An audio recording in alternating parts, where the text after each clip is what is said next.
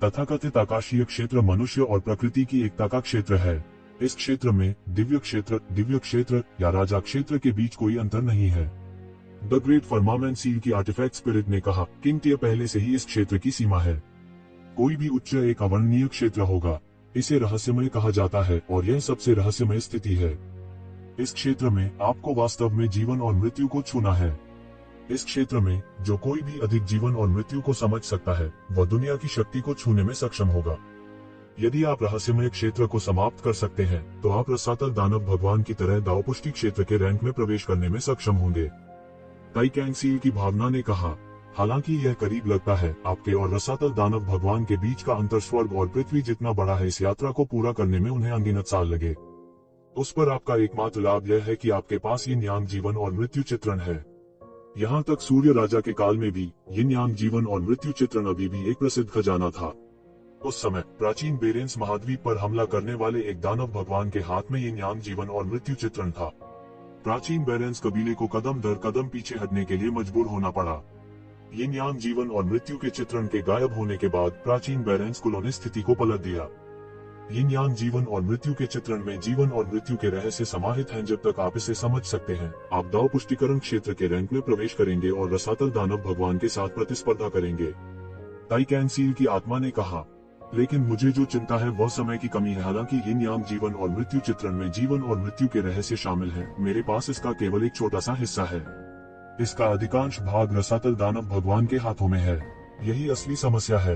ये जिवेन ने चिंतित होकर कहा, क्या रसातल दानव भगवान दाव की पुष्टि के दायरे से केवल एक कदम दूर नहीं है? एक बार जब वह ऐसा कर लेता है तो परिणाम अकल्पनीय होंगे। मौजूदा दुनिया में मुझे डर है कि ऐसा कोई नहीं है जो रसातल दानव भगवान को रोक सके। एक बार जब वह सही मायने में अपने दाव को साबित कर देता है, चाहे वह उजाड़ युग हो या दानव दुनिया, दोनों दुनिया उसके नियंत्रण में होगी। दोनों दुनियाओं के भाग्य और शक्ति को इकट्ठा करके वह पीएलएस सम्राट के दायरे में कदम रखने में भी सक्षम हो सकता है। उस समय वास्तव में उसे रोकने वाला कोई नहीं होगा। यदि आप उसे रोकना चाहते हैं तो आप केवल उससे तेज हो सकते हैं, धीमे नहीं। सच में आपके पास और कोई चारा नहीं है। ये शिवेन के चेहरे पर एक गरिमापूर्ण भाव था। कोई नहीं जानता था कि भविष्य क्या होगा। हालांकि उसके पास और कोई चारा नहीं था। अधिक से अधिक मैं विभिन्न जातियों और शैतानों को धोखा देने के लिए केवल कुछ भ्रम पैदा कर सकता हूँ। मेरे लिए व्यक्तिगत रूप से प्रकट होना असंभव है, अन्यथा यह बहुत संभव है कि मुझे देखा जाएगा। एक बार जब मैं देख लेता हूँ तो मानव जाति पर आफत आएगी। इस बात को भलीभांति समझ लेना चाहिए। आप केवल हर चीज के लिए खुद पर भरोसा कर सकते हैं। ताई कैंग सील की आर्टिफैक्ट स्पिरिट ने कहा, कोई बात नहीं, मैं प्राचीन फीनिक्स वर्ल्ड से लौटने के बाद तुरंत बंद दरवाजे के प्रशिक्षण में प्रवेश करूंगा। ये जिवेन ने कहा, हालांकि संबद्ध बलों के गठन के संबंध में कई मामले होंगे, ये फैन इन मामलों को संभालने में सक्षम होना चाहिए। उसे केवल एक निवारक शक्ति के रूप में सेवा करने की आवश्यकता थी। इसके अलावा इन तुच्छ मामलों की तुलना में गहन क्षेत्र और गहन जीवन क्षेत्र में ये जिवेन की सफलता मानव जाति के लिए सबसे बड़ी गारंटी थी। ये परिवार और पूरी मानव जाति के पास इस समय केवल 2 किंग रैंक के विशेषज्ञ थे। विभिन्न मुद्दों से निपटने के लिए तू फैन को पीछे रहना पड़ा, इसलिए वह नहीं जा सका। इसलिए ये जिवेन अकेले ही ये परिवार का प्रतिनिधित्व कर सकती थी।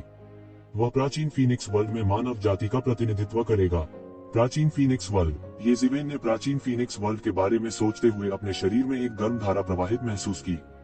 प्राचीन फीनिक्स वर्ल्ड अतीत में ये जिवेन के लिए एक पौराणिक स्थान था। यह ऐसी जगह नहीं थी जहां वह पैर रख सके। हालांकि अब वह प्राचीन फीनिक्स वर्ल्ड में जा रहा था। वह मानव जाति के बड़े शॉट्स में से एक था, इसलिए उसके पास स्वाभाविक रूप से प्राचीन फीनिक्स वर्ल्ड में जाने की योग्यता थी। मेरा इंतजार करना, वह चुपचाप अपने दिल में चिल्लाया। संपूर्ण प्राचीन उजाड़ में सबसे गर्म विषय प्राचीन फीनिक्स वर्ल्ड के राजकुमार की शादी के अलावा मित्र देशों की सेना का गठन था। प्राचीन फीनिक्स वर्ल्ड के राजकुमार की शादी विभिन्न जातियों के लिए महज एक बहाना थी। यह प्राचीन फीनिक्स वर्ल्ड का केवल एक आंतरिक मामला था, इसलिए यह उनके बारे में बात करने की जगह नहीं थी। हालांकि यह प्राचीन फीनिक्स वर्ल्ड को देखने के लिए विभिन्न जातियों के लिए सबसे अच्छा अवसर भी था। प्राचीन फीनिक्स दुनिया विभिन्न नस्लों के लिए हमेशा एक बहुत ही रहस्यमयी जगह रही है। वास्तव में बहुत से लोग इसे समझ नहीं पाए। वे केवल प्राचीन पुस्तकों और अभिलेखों से कुछ जानकारी प्राप्त कर सकते थे। हालांकि यह जानकारी प्राचीन फीनिक्स वर्ल्ड की इस रहस्यमय दुनिया को समझने में बहुत मदद नहीं करेगी। प्राचीन फीनिक्स विश्व प्राचीन वीरानी से पीछे हट गया था। यह स्वस्थ होने के लिए प्राचीन फीनिक्स वर्ल्ड में पीछे हट गया था। इसलिए कोई नहीं जानता था कि वर्षों में यह किस हद तक विकसित हुआ है। प्राचीन वीरानी की विभिन्न जातियां न केवल शैतान जाति के विकास से डरती थीं, वे फीनिक्स रेस के प्रति भी बेहद सतर्क थे, जो प्राचीन वीरानी पर फिर से शासन करने के लिए प्राचीन वीरानी में लौटना नहीं भूले थे। हालांकि प्राचीन फीनिक्स वर्ल्ड प्राचीन वीरानी की तुलना में हमेशा एक स्वतंत्र दुनिया रही है। अनगिनत साल पहले से यह फीनिक्स रेस का क्षेत्र रहा है। अब कोई नहीं जानता था कि यह किस हद तक विकसित हो गया था या इसमें किस प्रकार की शक्ति थी। इसलिए विभिन्न नस्लें प्राचीन फीनिक्स वर्ल्ड की वास्तविक स्थिति का पता लगाना चाहती थीं। सभी की मौन समझ थी। वास्तव में यहाँ तक प्राचीन फीनिक्स वर्ल्ड भी इससे अनभिज्ञ नहीं था। हालांकि सभी को यह नहीं पता था कि एंशिएंट फीनिक्स वर्ल्ड ने इतने सालों तक इसे छुपाए रखने के बाद इसे सार्वजनिक करने का फैसला क्यों किया था। हालांकि चाहे सभी के पास किसी भी तरह के विचार हो, फिर भी वे पैकअप करते थे और प्राचीन फीनिक्स वर्ल्ड की ओर भागते थे। यह एक खास दुनिया थी। हालांकि विभिन्न प्रमुख बलों के नेताओं ने कोई नियुक्ति नहीं की थी, लेकिन वे सभी उसी दिन प्राचीन फीनिक्स वर्ल्ड में समारोह देखने के लिए गए थे। इस समारोह के लिए प्राचीन फीनिक्स वर्ल्ड ने विशेष रूप से प्राचीन वीरानी में एक स्थानिक मार्ग खोला था। मूल रूप से कोई नहीं जानता था कि प्राचीन फीनिक्स दुनिया और प्राचीन वीरानी के बीच का मार्ग कहाँ था। इसलिए केवल प्राचीन फीनिक्स दुनिया के विशेषज्ञ ही प्राचीन वीरानी की ओर जा सकते थे। हालांकि प्राचीन उजाड़ के विशेषज्ञ प्राचीन फीनिक्स वर्ल्ड की ओर नहीं जा सके। शून्य की गहराई में एक अतुलनीय विशाल द्वार दिखाई दिया। दरवाजे से एक अतुलनीय रहस्यमय आभा निकली, जिससे लोग कांप उठे। दरवाजे के बाहर शक्तिशाली आभा वाले विशेषज्ञों के एक समूह ने दरवाजे पर पहरा दिया। वे आने जाने वाले लोगों को ऐसे घूरते थे जैसे बाघ अपने शिकार को देखता हो। इस समय विभिन्न प्रमुख बलों के प्रतिनिधि गुप्त रूप से चौंक गए थे। ऐसा इसलिए था क्योंकि शक्तिशाली प्रभामंडल वाले विशेषज्ञों के इस समूह में सबसे कमजोर स्वर्ग क्षेत्र का विशेषज्ञ था। हालांकि स्वर्ग क्षेत्र का एक विशेषज्ञ एक मार्क्वेस या शाही परिवार का प्रमुख होने के लिए पर्याप्त नहीं था। यह एक साधारण बल में एक क्षेत्र का प्रमुख होने के लिए पर्याप्त था। हालांकि वे अब दरवाजे के पहरेदार बन गए थे। इस तरह की ताकत को अतुलनीय रूप से चौंकाने वाला कहा जा सकता है। क्या प्राचीन फीनिक्स वर्ल्ड जानबूझकर उन्हें डराने की कोशिश कर रहा था, या उनकी ताकत वास्तव में इस स्तर तक पहुंच गई थी? सभी अविश्वास में आपस में चर्चा कर रहे थे। स्वर्ग क्षेत्र के विशेषज्ञों के एक समूह को दरवाजे के रक्षक के रूप में उपयोग करने का साहस करने के लिए प्राचीन फीनिक्स वर्ल्ड को छोटा नहीं कहा जा सकता। जिस बात ने सभी को और भी हैरान कर दिया वह यह थी कि स्वर्ग क्षेत्र के इन विशेषज्ञों के अलावा वास्तव में किंग डिवीजन का एक विशेषज्ञ भी था। इसने अनगिनत लोगों को पूरी तरह अवाक कर दिया। असाधारण, यह थोड़ा बहुत असाधारण था। उड़ाव क्या था? यह एक विलक्षण था। हालांकि इसने विभिन्न नस्लों के प्रतिनिधियों को एक बात के बारे में और भी निश्चित बना दिया, और वह यह था कि इसे प्राचीन फीनिक्स वर्ल्ड द्वारा विशेष रूप से विभिन्न जातियों को डराने के लिए भेजा जाना चाहिए। अन्यथा भले ही प्राचीन फीनिक्स वर्ल्ड की ताकत अतुलनीय रूप से अत्याचारी थी, यह उस हद तक नहीं होगी जहां वे किंग डिवीजन के एक विशेषज्ञ को दरवाजे की रखवाली कर सकते थे। यदि उनके पास वास्तव में इतनी ताकत होती तो वे पूरी तरह से प्राचीन जंगल में अपना रास्ता मार सकते थे, और फिर विभिन्न जातियों का सफाया करने के बाद वे दानव जाति के साथ प्रतिस्पर्धा कर सकते थे। यह सोचकर विभिन्न जातियों के जानकार भी निश्चिंत हो गए। फिर भी उनके हृदय अभी भी अतुलनीय रूप से शांत थे।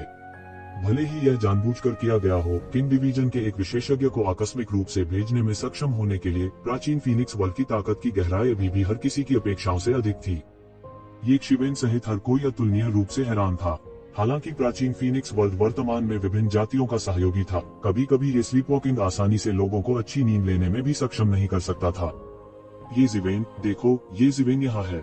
ये जिवेन के आगमन ने वास्तव में विभिन्न जातियों के विशेषज्ञों के बीच खलबली मचा दी थी। इस अवधि के दौरान जैसा कि राजा ताई कैंग का मामला केंद्रित हो गया था, ये जिवेन, जो राजा ताई कैंग के शिष्य होने की संभावना थी, वह भी हर किसी की नजर में एक सुगंधित केक बन गया था। इस बात की पूरी संभावना थी कि वह दुनिया के दूसरे सबसे सम्मानित व्यक्ति थे।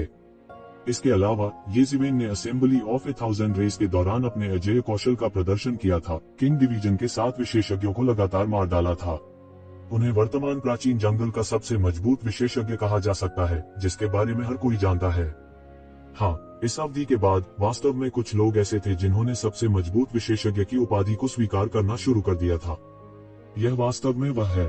इस समय मैंने उससे मानव जाति को छोड़ने और यहाँ प्रकट होने की उम्मीद नहीं की थी। 1000 दौड़ की सभा के बाद वह पहले ही गायब हो गया था और अब उसे ढूंढा नहीं जा सकता था।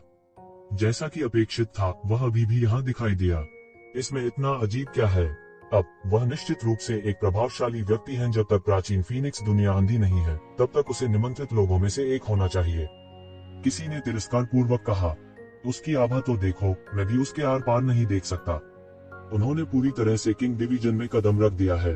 मैं वास्तव में इसकी कल्पना नहीं कर सकता। वह केवल कुछ 100 साल का है। भले ही हमने किंग डिवीजन में कदम रखा हो, हम उस समय पहले से ही हजारों साल के होंगे। हमने उससे 10 गुना अधिक समय बिताया। मैं बस हमारे बीच की खाई पर विश्वास नहीं कर सकता। उद्धरण चिन्ह। शायद बड़ी आपदा आ गई है। युवा पीढ़ी के वे विशेषज्ञ पिछले वाले की तुलना में अधिक शक्तिशाली हैं। ये ज़िवेन उनमें से सिर्फ एक है। ये फैन ऑफ द ये क्लान, एवया ऑफ द सी क्लान, ये Woody of the demon clan और कई अन्य छिपे हुए विशेषज्ञ। संख्या बस अकल्पनीय है, क्या ऐसा नहीं है? विशेष रूप से ये वंश उन्होंने वास्तव में 2 किंग डिवीजन विशेषज्ञों को एक पंक्ति में तैयार किया है। भविष्य में उनके पास रॉयल क्लान बनने की इच्छा रखने का अवसर भी हो सकता है। प्राचीन समय में प्रमुख कुलों पर स्वाभाविक रूप से मानव कबीले, दानव कबीले, समुद्री कबीले और 100 कुलों के गठबंधन का प्रभुत्व था। सत्ता का दूसरा स्तर ग्रेट फुटेड ग्रुप के रॉयल कुलों का था। तब यह मानव जाति के 28 महान कुलों की तरह सत्ता का दूसरा स्तर था। उनमें से शाही वंश वे थे जिन्हें वास्तव में शीर्ष पर स्थान दिया जा सकता था। यही कारण भी था कि यक्षवेन ने लगातार 3 कुलों को जड़ से उखाड़ा था। उनमें से 2 शाही कबीले थे। ये कबीले अक्सर विभिन्न कुलों के शीर्ष बल होते थे। वे विभिन्न कुलों के स्तंभ थे। उनकी नींव गहरी थी और उन्हें तोड़ना बिल्कुल मुश्किल था। भले ही दानव कबीले शाही कबीले को तोड़ना चाहते थे, उन्हें गद्दार वान कबीले पर निर्भर रहना पड़ता था। अन्यथा कोई मौका ही नहीं होगा। यही वजह भी रही कि हर कोई हैरान रह गया। उनमें से कौन सा शाही वंश कई वर्षों तक नहीं लड़ा और समय की लंबी नदी में मजबूती से खड़ा रहा, इससे पहले कि वे अंततः शाही कुलों की श्रेणी में प्रवेश कर सकें। अब सिर्फ ये ज़िवेन पर भरोसा करके हर कोई पहले से ही इस तरह का मूल्यांकन कर चुका था। यह दिखाने के लिए काफी था कि विभिन्न कुलों से यक्षवेन का मूल्यांकन कितना ऊंचा था। हालांकि भीड़ ज्यादा देर तक नहीं रुकी। जल्द ही वे सीधे मार्ग के प्रवेश द्वार पर पहुंचे। उनकी पहचान की जांच करने के बाद उन्हें जल्दी से प्रवेश करने दिया गया। ये ज़िवेन भीड़ में घुल मिल गई और सीधे उनके पीछे हो ली। उन्होंने भीड़ के मूल्यांकन पर कोई टिप्पणी नहीं की। वास्तव में उसकी कोई प्रतिक्रिया भी नहीं हुई। अन्य लोग इस बारे में स्पष्ट नहीं थे, इसलिए ऐसी गलतफहमी हुई। उनकी राय में जो वास्तव में उनके ध्यान के योग्य था, वह केवल ये ज़िवेन ही नहीं था।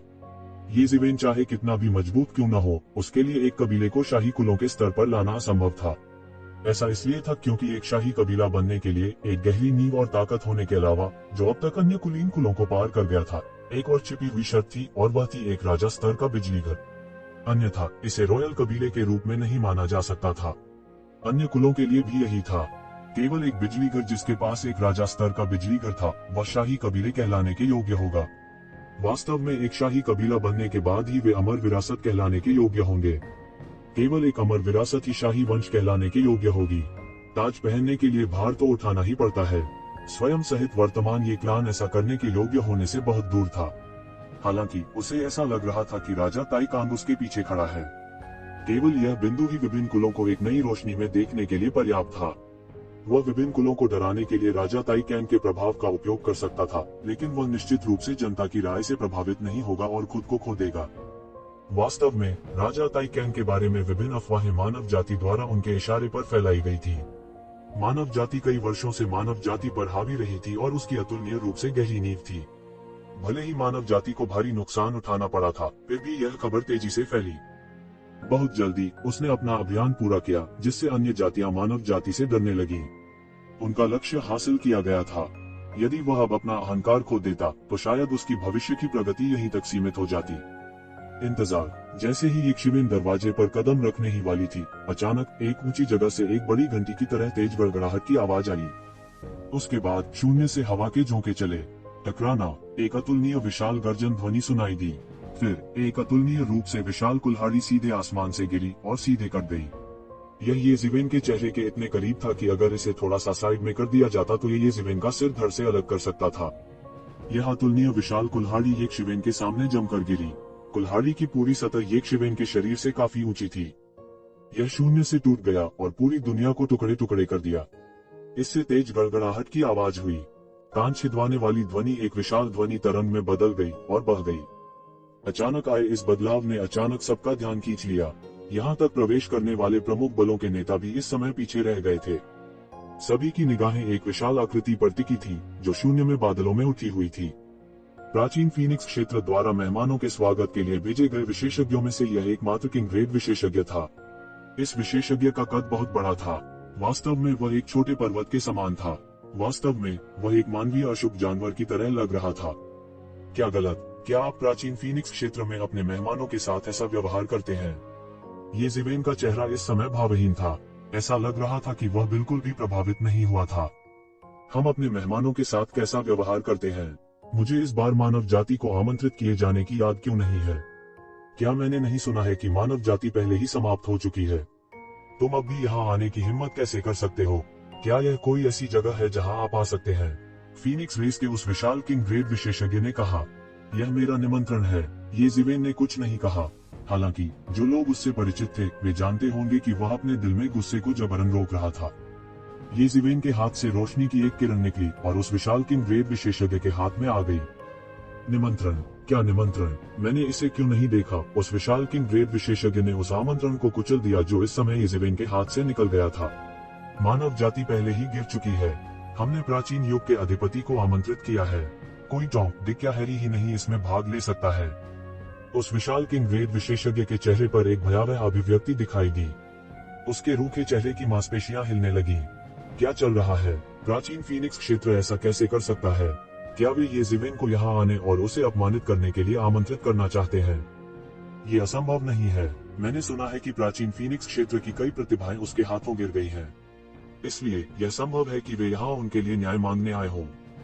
असंभव। प्राचीन फीनिक्स क्षेत्र ऐसा नहीं करेगा, भले ही वे अभी तक परिपक्व न हुए हो। इसके अलावा उन्हें अभी भी बुद्ध के चेहरे पर विचार करना होगा, भले ही वे भिक्षुओं को चेहरा न देना चाहें। येज़ेबेल अत्याचारी है, हालांकि वह इतना मजबूत नहीं है कि सभी जातियां उससे डरें। क्या ऐसा इसलिए नहीं है क्योंकि उसे राजा ताइकेन का समर्थन प्राप्त है? यह सही है। प्राचीन फीनिक्स क्षेत्र येज़ेबेल को इतने उबाऊ कारण से अपमानित करने के लिए यहाँ आने के लिए आमंत्रित नहीं करेगा। प्राचीन फीनिक्स क्षेत्र हमारी जाति से अधिक मजबूत हो सकता है, हालांकि उनके लिए किंग ग्रेड विशेषज्ञ होना असंभव है। अन्यथा उन्हें हमारे साथ सहयोग करने की आवश्यकता क्यों होती? प्राचीन फीनिक्स क्षेत्र अकेले ही प्राचीन काल को फिर से जीतने और शैतान जाति को हराने के लिए पर्याप्त है। उद्धरण चिन्ह। सभी उत्साहपूर्वक चर्चा करने लगे। कोई नहीं जानता था कि यह बड़ा आदमी क्या करने की योजना बना रहा है। हालांकि हर कोई देख सकता था कि इस बड़े आदमी का येज़ेबेल के प्रति रवैया बहुत अच्छा नहीं था। हालांकि इस सिलसिले में हर कोई एक अच्छा शो देखने के मूड में था। निमंत्रण आपके प्राचीन फीनिक्स क्षेत्र द्वारा भेजा गया था। मुझे यह न बताएं कि आप अपने स्वयं के चेहरे पर तमाचा मारने का इरादा रखते हैं, या यह है कि आप जैसा छोटा द्वारपाल प्राचीन फीनिक्स क्षेत्र का नेता बन गया है। यह वास्तव में मजेदार है। प्रतिष्ठित प्राचीन फीनिक्स क्षेत्र वास्तव में एक ऐसी जगह है जहां कोई अनुशासन नहीं है। एक द्वारपाल भी हिंसक कार्य कर सकता है। फिर मैं प्राचीन फीनिक्स क्षेत्र में बहुत निराश हूँ। येज़ेबेल के मुंह के कोने में एक तिरस्कारपूर्ण मुस्कान आ गई। क्या कहा आपने? यह पहाड़ जैसा बड़ा आदमी अचानक क्रोधित हो गया। उसके चेहरे की मांसपेशियां और भी खूंखार हो गईं। ऐसा लग रहा था कि येज़ेबेल के शब्दों ने उसकी पीड़ा को दूर कर दिया था। यह सच था कि प्राचीन फीनिक्स क्षेत्र में नजर रखने के लिए एक किंग ग्रेड विशेषज्ञ था, और यह उनके शक्तिशाली शत्रुओं के लिए भय का विषय था। हालांकि यह उनके लिए अपमान की बात थी। हालांकि वह जानते थे कि यह उन्हें डराने के लिए किया गया था। उन्होंने किसी और को क्यों नहीं भेजा? उन्होंने उसे क्यों नहीं भेजा? क्या इसने कुछ समस्याओं की व्याख्या नहीं की? मैं कहता हूँ, तुम सिर्फ एक द्वारपाल हो, लेकिन आप अपनी फीनिक्स जाति के अतिथि पर चिल्लाने का साहस करते हैं। आप निमंत्रण को नष्ट करने का भी साहस करते हैं। प्रतिष्ठित प्राचीन फीनिक्स क्षेत्र में कोई नियम नहीं है। येज़ेबेल के दोहराते ही उसका रंग नहीं बदला। आपकी हिम्मत। इस पहाड़ जैसे आदमी के चेहरे की मांसपेशियां लगातार फड़क रही थीं। ऐसा लग रहा था कि वह जबरन अपने दिल में गुस्से को दबा रहा था। वो येज़ेबेल को भड़काना चाहता था, हालांकि इसके बजाय येज़ेबेल ने उसे पूरी तरह से उकसाया था। खैर, मैंने कहा था कि मैं तुम्हें पास नहीं होने दूंगा। मैं तुम्हें पास नहीं होने दूंगा। मैंने कभी किसी इंसान को निमंत्रण भेजने के बारे में नहीं सुना। मैंने निमंत्रण भी नहीं देखा है। भाड़ में जाओ। मुझे आप पर हमला करने के लिए मजबूर मत करो। हम्फ, यह हास्यास्पद है। क्या आप वास्तव में सोचते हैं कि आप एक बड़े शॉट हैं? आप सिर्फ एक महत्वहीन गेटकीपर हैं। क्या आपको लगता है कि आपकी फीनिक्स जाति के उच्च स्तरीय नेताओं को किसी व्यक्ति को आमंत्रित करने का निर्णय लेने पर आप जैसे नौकर को रिपोर्ट करना होगा? येज़ेबेल ने उपहास किया और कहा, धिक्कार है, धिक्कार है, धिक्कार है। यह पहाड़ जैसा आदमी पूरी तरह से क्रोधित था। उनका गुस्सा ज्वालामुखी की तरह फूट रहा था। येज़ेबेल ने बार बार उन्हें नौकर कहा था। इससे वह बुरी तरह भड़क गया था। वह एक सम्मानित राजा स्तर के विशेषज्ञ थे, हालांकि उन्हें गेट की रखवाली के लिए भेजा गया था। यह उसके लिए पहले से ही बहुत नीरस था। हालांकि वह अब इस आदमी द्वारा अपमानित किया जा रहा था। यह बिल्कुल असहनीय था। भाड़ में जाओ, इस विशाल आदमी ने आखिरकार इस समय हमला किया। विशाल कुल्हाड़ी एक बार फिर ये शिवेन की ओर कटी। उनके हमले की गति बेहद तेज थी। यह बिजली की तरह तेज था। यह एक शक्तिशाली जड़ता के साथ था। इसने शून्य को काट दिया और पूरा आकाश दलिया के बर्तन की तरह उबलने लगा। उनके आक्रमण की गति बहुत तेज थी। इसने उनके विशाल कद के साथ एक बड़ा विरोधाभास बनाया। यह बिल्कुल अकल्पनीय था कि इतना बड़ा कद इतने भयानक हमले को कैसे काट सकता है। इसमें और कोई फैंसी ट्रिक नहीं थी। हालांकि इससे जुड़ा गुरुत्वाकर्षण का नियम प्राचीन पैटर्न के साथ लगातार चमक रहा था। यह अत्यंत भयानक था। वास्तव में ऐसा लग रहा था जैसे यह कुल्हाड़ी किसी तारे को कुचल सकती है। जो कोई भी राजा मंडल में कदम रखने में सक्षम था, उसके पास एक भयानक साधना थी। उनमें से किसी से भी निपटना आसान नहीं था। गति उनकी बाइट नहीं थी। हालांकि उनका हमला इतना तेज था कि कई लोगों को इसकी भनक तक नहीं लगी। यह सीधे दुर्घटनाग्रस्त हो गया। टकराना, भयानक टक्कर हुई। एक अतुलनीय जोर का धमाका हुआ। शून्य पूरी तरह से टूट गया था। अराजकता मूसलाधार बारिश में बह गई। एक अंतहीन अंतरिक्ष तूफान ने तुरंत शून्य में आकार ले लिया। इस हमले की शक्ति अविश्वसनीय थी। एक भयानक विस्फोट सुना गया। भयानक टक्कर की आवाज सभी दिशाओं में फैल गई और एक भयानक अंतरिक्ष तूफान बन गया। दृश्य पर मौजूद हर कोई गहन साधना के साथ एक बड़ा शॉट था। हालांकि वे अभी भी स्थिर रूप से खड़े नहीं हो सके। भयंकर सूक्ष्म हवाओं और अंतरिक्ष तूफान ने उनके कपड़ों को हवा में लहरा दिया। सभी की आंखें अतुलनीय दहशत से भर गईं। यह बहुत मजबूत है। अनगिनत लोग हैरान थे, खासकर वे जो चुपके से इस बड़े आदमी को नीची निगाह से देखते थे। मूल रूप से उन्होंने सोचा कि द्वारपाल, भले ही वह राजा मंडल का हो, उसे बिल्कुल भी महत्व नहीं दिया जाना चाहिए, या उनमें से सबसे कमजोर को ही द्वार की रक्षा के लिए भेजा जा सकता है। अन्यथा एक प्रतिष्ठित राजा विभाजन विशेषज्ञ ऐसी स्थिति में नहीं पड़ता, चाहे कुछ भी हो। किसने सोचा होगा कि वह इतना अत्याचारी होगा। यहाँ तक विभिन्न जातियों के छिपे हुए राजा श्रेणी के विशेषज्ञ भी इस हमले के कारण हुए चौंकाने वाले दृश्य को देखकर अतुलनीय रूप से चौंक गए। उन्हें विश्वास नहीं हुआ। अगर वे ये शिवेन की जगह होते तो उनके लिए इस हमले का सामना करना बहुत मुश्किल होता। इस तरह की ताकत पहले से ही विभिन्न नस्लों की कुछ पुरानी प्राचीन वस्तुओं के बराबर थी, जो राजा के स्तर पर थी। हालांकि ऐसे व्यक्ति को गेट की रखवाली के लिए भेजा गया था। प्राचीन फीनिक्स वर्ल्ड की ताकत अथाह थी। प्राचीन फीनिक्स वर्ल्ड बहुत मजबूत है। ऐसा व्यक्ति एक अधिपति बनने के लिए पर्याप्त है। हालांकि उसे अब गेट की रखवाली करने के लिए भेजा गया है। ये शिवेन को गंभीर चोटें आएंगी, भले ही वह इस तरह के हमले का सामना कर सके। हमला पुराने दानव राजा बी फैंग के चौतरफा हमले से कमजोर नहीं है। यह बहुत मजबूत है। मुझे डर है कि एक शिवेन इसे बर्दाश्त नहीं कर पाएगी। यह स्वाभाविक है। द पावर किंग हमारे प्राचीन फीनिक्स वर्ल्ड में भी एक प्रसिद्ध विशेषज्ञ है। वह हमारे प्राचीन फीनिक्स वर्ल्ड के पावर फीनिक्स ब्लड लाइन से आता है। उनका जन्म असाधारण शक्ति के साथ हुआ था। यहाँ तक कि शैतान जाति की विशालकाय शैतान दौड़ भी हमारी पावर फीनिक्स रेस की तुलना में फीकी पड़ जाती है। यह सही है। यह मानव अपनी क्षमताओं को बढ़ा चढ़ाकर आंक रहा है। क्या वह अभी भी सोचता है कि वह पावर किंग का सामना कर सकता है? विभिन्न नस्लों के विशेषज्ञों की तुलना में प्राचीन फीनिक्स वर्ल्ड के विशेषज्ञ बहुत अधिक आराम से थे। उनके चेहरों पर सुकून भरी मुस्कान थी। दरअसल उनके चेहरे पर कुछ अजीब सा भाव था। उन्होंने ये शिवेन पर कोई ध्यान नहीं दिया था। वास्तव में उन्होंने नहीं सोचा था कि यह कोई बड़ी बात थी। वे केवल राजा थे। उन्हें ऐसा सोचने का क्या अधिकार था? आखिरकार वे कभी उजाड़ने के स्वामी थे। हर कोई पहले से ही गड़बड़ में था और इस समय बड़े हरक्यूलियन राजा, जिसके चेहरे पर एक क्रूर मुस्कान थी, ने वास्तव में एक भयानक अभिव्यक्ति प्रकट की। ठंडे पसीने की कुछ बूंदें उसके चेहरे पर लुढ़क गईं और अचानक उसके रूखे और उग्र चेहरे पर एक भयानक अभिव्यक्ति दिखाई दी। इस समय सभी ने एक के बाद एक प्रतिक्रिया व्यक्त की। ऐसा लगा कि कुछ गड़बड़ है। उन्होंने पावर किंग की कुल्हाड़ी को काटते हुए देखा, लेकिन अंत में वह शून्य को तोड़ने में असमर्थ रही। यह ऐसा था मानो किसी शक्तिशाली बल द्वारा इसे बलपूर्वक काट दिया गया हो। क्या चल रहा है? सभी ने अपनी दृष्टि पर ध्यान केंद्रित किया और इस समय उन्होंने अंततः देखा कि अंतहीन अंतरिक्ष तूफान के केंद्र में एक व्यक्ति शून्य में खड़ा था। उसने अपना हाथ उठाया, अपनी हथेली खोली और उस कुल्हाड़ी को थप्पड़ मारा जो उससे भी बड़ी थी। तेज धार नीचे गिर गई, जैसे कोई आकाशगंगा ऊपर से बह रही हो, उसके शरीर पर गिर रही हो। हवा ने उसके हरे वस्त्र को झकझोर कर रख दिया, परंतु उसमें कोई परिवर्तन नहीं हुआ। यह आकाशगंगा रूपी तेज उसे तनिक भी हानि न पहुंचा सका। वास्तव में यह उनके लिए एक बपतिस्मा जैसा था। यह कैसे संभव है? हर कोई हैरान था। उन सभी ने उस हमले की ताकत देखी थी और यह वास्तव में भयानक रूप से मजबूत था। यहाँ तक कि वे राजा भी यह कहने का साहस नहीं कर सकते थे कि वे इसका सामना करने में सक्षम होंगे और मृत्यु के बंधन में नहीं बंधे होंगे। आकाशीय क्षेत्र के विशेषज्ञों की तो बात ही छोड़िए। इस समय वे और भी हक्का बक्का रह गए थे। इस दृश्य को देखकर वे पूरी तरह से दंग रह गए। असंभव। इस समय पावर किंग ने भी अविश्वास में कुल्हाड़ी की ओर देखा। येज़ेवेन ने आसानी से उसके हमले को रोक दिया था और उसे इस पर बिल्कुल भी विश्वास नहीं हो रहा था। वह अच्छी तरह जानता था कि उसकी ताकत कितनी भयानक थी। वह फीनिक्स कबीले के फीनिक्स ब्लड लाइन से आया था। अधिकांश अन्य कुलों की तरह फीनिक्स कबीले सिर्फ एक नाम था। 9 रंगों वाले फीनिक्स के जन्म के बाद से अनगिनत फीनिक्स का उत्पादन किया गया था।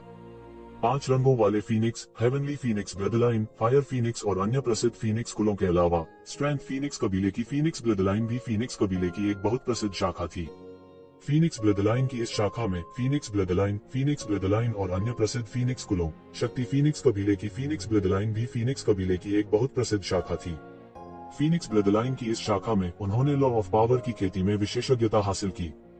शक्ति इतनी अधिक थी कि वह सितारों को हिला सकती थी। उसके जैसे विशेषज्ञ की तो बात ही छोड़िए जो पहले ही राजा मंडल में कदम रख चुका था। एक आकस्मिक हमला पृथ्वी को चकनाचूर कर सकता है। अभी अभी उसने गुस्से में हमला किया और बिल्कुल भी पीछे नहीं हटे। अंत में यह वास्तव में येज़ेवेन द्वारा आसानी से अवरुद्ध कर दिया गया था। धुआं और धूल फैल गई और कुल्हाड़ी की तीक्ष्णता के नीचे येज़ेवेन की आकृति बिल्कुल भी नहीं हिली। उनके मौन चेहरे ने कुछ तिरस्कारपूर्ण उपहास प्रकट किया और कहा, पावर किंग है। बस इस स्तर की ताकत और आप में खुद को पावर किंग कहने की हिम्मत है। उद्धरण चिन्ह। धिक्कार है, मुझे नीचे मत देखो। जब उसने एक बार फिर कुल्हाड़ी अपने हाथ में पकड़ी तो हरक्यूलियन राजा ने एक अतुलनीय तेज गर्जना की। हवा के माध्यम से कुल्हाड़ी की तेज आवाज ने ध्वनि तरंगों के फटने का निर्माण किया जिसने अंतरिक्ष को पूरी तरह से चकनाचूर कर दिया। एक घेरे में सभी दिशाओं में फैल गया। वह येज़ेवेन से इतना नाराज था कि उसे किसी और चीज की परवाह नहीं थी। कौन सी रणनीति, क्या जाल। इस समय वह किसी और चीज की परवाह नहीं कर सकता था। उसने एक बार फिर अपनी कुल्हाड़ी येज़ेवेन की ओर लहराए और उसे नीचे गिरा दिया। वह येज़ेवेन को मार डालना चाहता था। टकराना।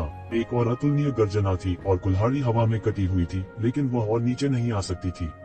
यह एक बार फिर येज़ेवेन के हाथ से अवरुद्ध हो गया था। असंभव। यह कैसे संभव है। द पावर किंग दहाड़ा। यदि यह कहा जाता है कि पहले कुल्हाड़ी के प्रहार ने अपनी सारी शक्ति का उपयोग किया था, तो इस कुल्हाड़ी के प्रहार ने अपनी सारी शक्ति का उपयोग किया था और अपनी शक्ति का 120% उपयोग किया था। आसपास के दर्शक और भी स्तब्ध थे। यह कैसे हो सकता है। अगर येज़ेवेन इतने शक्तिशाली हमले को रोक सकती है, तो यह इतना आसान नहीं होना चाहिए। इस पावर किंग की ताकत निश्चित रूप से बी फैंगोल्ड किंग के बराबर है और यहाँ तक बी फैंगोल्ड किंग भी घायल कर सकते हैं येज़ेवेन। इस पावर किंग के हमले को इतनी आसानी से कैसे रोका जा सकता है। नहीं, समस्या यही है।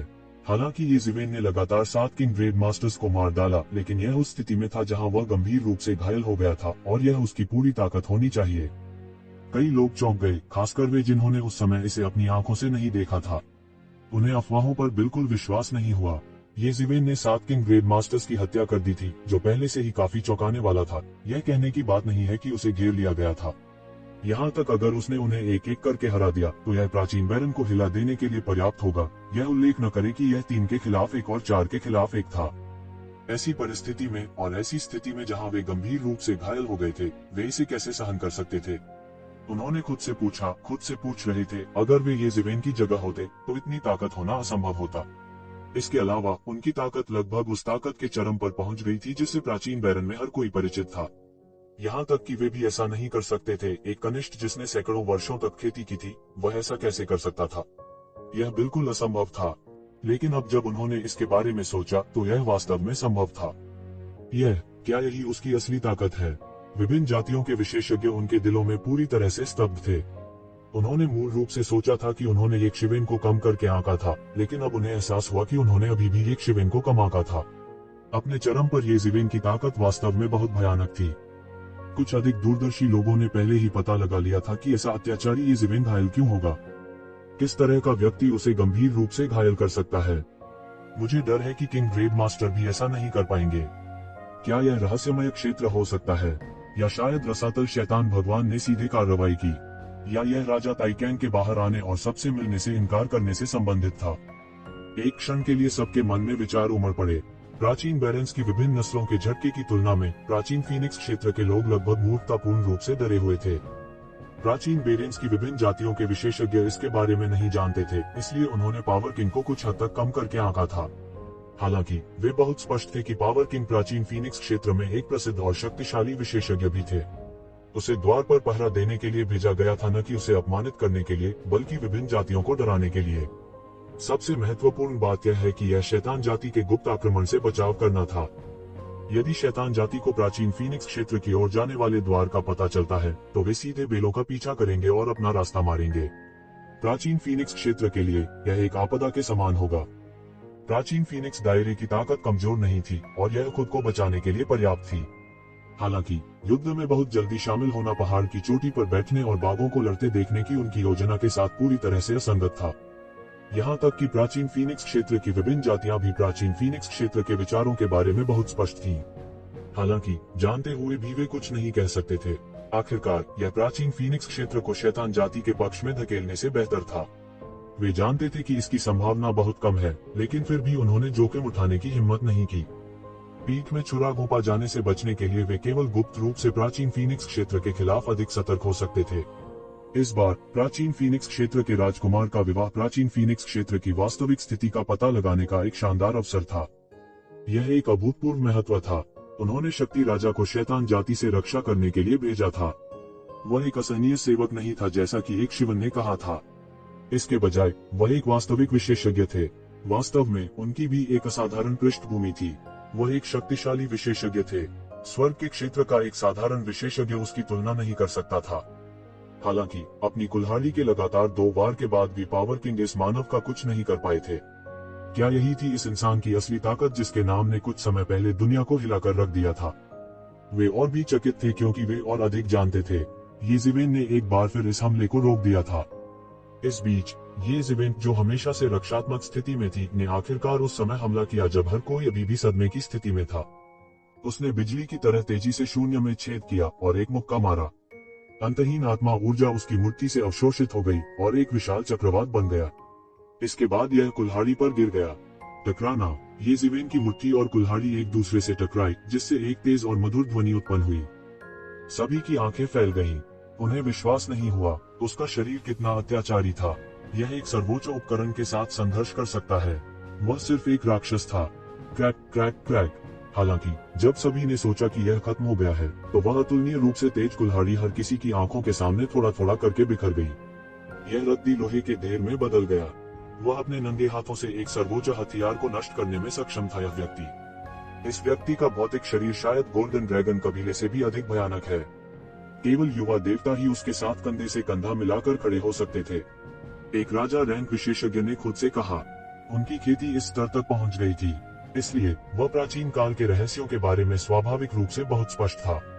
ऐसे व्यक्ति को पौराणिक युग या राजाओं के युग में भी एक शीर्ष व्यक्ति के रूप में माना जा सकता है। कुछ लोगों को यह भी लगा कि यह अफसोस की बात है कि वह ऐसे युग में पैदा हुए। उनका जन्म घटती मानव जाति में हुआ था। यदि वह राजाओं के युग में पैदा हुआ होता, तो शायद उसे भविष्य में राजा बनने का मौका मिलता। बस इतना ही, तुम अभी भी इससे बहुत दूर हो। येज़ेबेल के मुंह के कोने में एक तिरस्कार भरी मुस्कान आ गई। उसने पावर किंग की तरफ देखा तक नहीं। उसने केवल शून्य में एक निश्चित स्थान की ओर देखा और उसे गहराई से देखा। फिर उन्होंने अंतरिक्ष चैनल में प्रवेश किया। प्राचीन फीनिक्स वर्ल्ड के किसी भी व्यक्ति ने उसे रोकने की हिम्मत नहीं की। प्राचीन फीनिक्स वर्ल्ड के लोग उसे क्यों नहीं रोक रहे हैं? क्या वे डरे हुए हैं? वास्तव में यह येज़ेबेल बहुत डरावनी है। वह अफवाहों से भी ज्यादा डरावना है। मैंने सुना है कि उसने ओल्ड किंग बी फैंग और अन्य लोगों के खिलाफ लड़ाई लड़ी थी। वह गंभीर रूप से घायल हो गया था और लगभग मर ही गया था। मैंने सोचा कि वह बस इतना ही था। अब ऐसा लगता है कि मैं बहुत बोली थी। वह एक युवा राजा की तरह है। मूर्ख बेवकूफ। पावर किंग के होंठ अपने आसपास के लोगों की चर्चाओं को सुनते ही थिरकने से खुद को रोक नहीं पाए। इसके बाद उन्होंने इन शब्दों को उगल दिया। उसका पूरा शरीर ठंडे पसीने से भीग गया था। वो सिर्फ एक शिवेन की ताकत से हैरान नहीं था।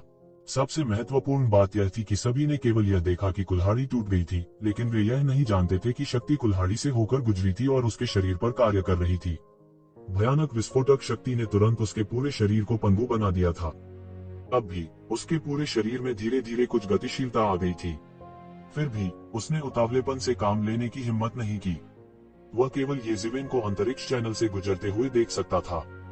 उसने कभी यह मानने की हिम्मत नहीं की थी कि कोई उसे ताकत के मामले में पूरी तरह से कुचल सकता है। उनकी फीनिक्स रक्त रेखा शक्ति के नियम में विशिष्ट है। एक मानव द्वारा प्राकृतिक रूप से जन्मे हरक्यूलिस को कैसे कुचला जा सकता है। अगर किसी ने उन्हें यह पहले बताया होता तो उन्हें यकीन नहीं होता, लेकिन अब सच्चाई उनके सामने थी, वो इससे इनकार नहीं कर सकते थे। सभी ने देखा कि एक शिवेन भी अंदर आ गया था, इसलिए वे ज्यादा देर तक नहीं रुके। देखने के लिए अधिक उत्साह नहीं था, इसलिए उन्होंने एक के बाद एक अंतरिक्ष चैनल में कदम रखा। अंतरिक्ष चैनल में प्रवेश करने के बाद पावर किंग के बगल में एक अस्पष्ट आकृति दिखाई दी। यह लाल रंग का लबादा पहने एक युवक था। वह एक ज्योति की तरह थे जिसने दुनिया को रोशन किया। उसका सुंदर चेहरा थोड़ा झुर्रीदार था और ऐसा लग रहा था कि वह विचार कर रहा है। क्या उसने मुझे देखा? मुझे क्षमा करें, मैं उसे रोक नहीं सका। पावर किंग ने जैसे ही कहा, मैं उसके द्वारा पहले हमला करने के लिए उकसाया गया था। अगर उसने पहले हमला किया होता तो हमारे पास एक मौका होता। हम उसे मारने के लिए पूरी जाति की शक्ति का उपयोग करते। उद्धरण चिन्ह, यह कुछ भी नहीं है। अंत में हमने उसे कम करके आंका। एक युवा राजा। दिलचस्प, मानव जाति के बीच ऐसा चरित्र है। इसका मतलब है कि मानव जाति का भाग्य अभी पूरी तरह से सूखा नहीं है। युवक चंचलता से मुस्कुराया, लेकिन क्या किंग ताई कैंग वास्तव में मौजूद है? यह सबसे अच्छा है अगर वह करता है, नहीं तो क्या यह बहुत उबाऊ नहीं होता? राजा ताइकान सम्राट बनने से केवल आधा कदम दूर है और भविष्य में सम्राट बनना मेरी नियति है। मेरे डीओ को साबित करने के लिए सड़क पर कोई मजा नहीं आएगा। उद्धरण चिन्ह, आप पहले ही इस मामले में बहुत अच्छा कर चुके हैं। निराश न हो, स्वाभाविक रूप से भविष्य में अच्छा समय आएगा। युवक ने फीकी मुस्कान के साथ कहा। उसकी आंखें और भी गहरी हो गईं। येज़िवेन ने सीधे अंतरिक्ष चैनल में कदम रखा। अंतरिक्ष चैनल के दूसरे छोर पर पहले से ही एक दूत प्रतीक्षा कर रहा था। ऐसा लगता था कि उसे नहीं पता था कि अंतरिक्ष चैनल के दूसरे छोर पर क्या हुआ था। येज़िवेन को प्रवेश करते देख कोई उसे प्राचीन फीनिक्स क्षेत्र की गहराई में ले गया। हालांकि वह केवल एक संदेशवाहक था, उसके पास एक दिव्य अस्तित्व क्षेत्र विशेषज्ञ की ताकत थी। वह बाहर उन चौंकाने वाले लोगों से अलग नहीं था। इस बार राजकुमार की शादी के लिए प्राचीन फीनिक्स दायरे को काफी प्रयास करने के लिए माना जा सकता है। विभिन्न बलों के नेताओं का सामना करने पर भी ये दूत न तो दास थे और न ही दबंग थे। हम कहाँ जा रहे हैं? येज़िवेन ने पूछा। येज़िवेन का मार्गदर्शन करने वाली स्वर्गलोक के प्रारंभिक चरण में एक सुंदर महिला थी। हम सीधे प्राचीन फीनिक्स क्षेत्र के शाही शहर जा रहे हैं। हमारा शाही परिवार शाही शहर में रहता है। सुंदर महिला ने न तो दास्ता में और न ही दबंग तरीके से कहा। यह अजीब नहीं था। कोई नहीं जानता था कि प्राचीन उजाड़ के लोगों को प्राचीन फीनिक्स क्षेत्र में प्रवेश करने में कितना समय हो गया था। पिछली बार जब किसी ने प्राचीन फीनिक्स क्षेत्र में प्रवेश किया था तो वह दानव जाति के आक्रमण के कारण था। येज़िवेन की दिव्य भावना बह गई। एक नजर में यह एक विशाल और असीम दुनिया थी। इस अवधि के दौरान उन्होंने ये परिवार की प्राचीन पुस्तकों से प्राचीन फीनिक्स क्षेत्र के बारे में बहुत सारी जानकारी भी खोजी थी। यह कहा गया था कि यद्यपि प्राचीन फीनिक्स क्षेत्र प्राचीन उजाड़ का केवल आधा आकार था, यह संसाधनों में समृद्ध था। हालांकि इसकी तुलना प्राचीन उजाड़ से नहीं की जा सकती थी, लेकिन यह पिछले अधिपतियों द्वारा नियंत्रित किसी भी क्षेत्र की तुलना में अधिक उपजाऊ था। इसलिए हालांकि प्राचीन फीनिक्स क्षेत्र हमेशा प्राचीन उजाड़ का प्रतिकार करने में असमर्थ रहा था, फिर भी यह प्राचीन उजाड़ के विभिन्न गुटों से मजबूती से ऊपर था। हालांकि ये परिवार में प्राचीन फीनिक्स क्षेत्र के बारे में बहुत कम जानकारी थी।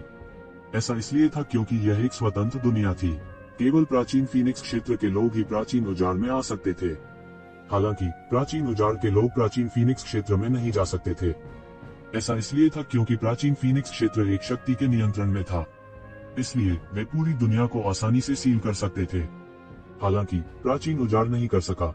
सबसे पहले यह मुख्य विमान था। इसका क्षेत्र बहुत विशाल था। दूसरे, बहुत अधिक बल थे। ऐसे में आपस में तालमेल बिठाना संभव नहीं था। येज़िवेन और वो महिला पूरे रास्ते रोशनी में चल रहे थे। उनके और इंपीरियल सिटी के बीच अभी भी काफी दूरी थी, इसलिए अंतरिक्ष चैनल के दूसरे छोर को इंपीरियल सिटी में सुरक्षा के दृष्टिकोण से रखना असंभव था। इस बात को लेकर सभी स्पष्ट थे। विशाल पक्षी लगातार रास्ते में शून्य से उड़ रहे थे। उनमें से प्रत्येक असामान्य रूप से विशाल था।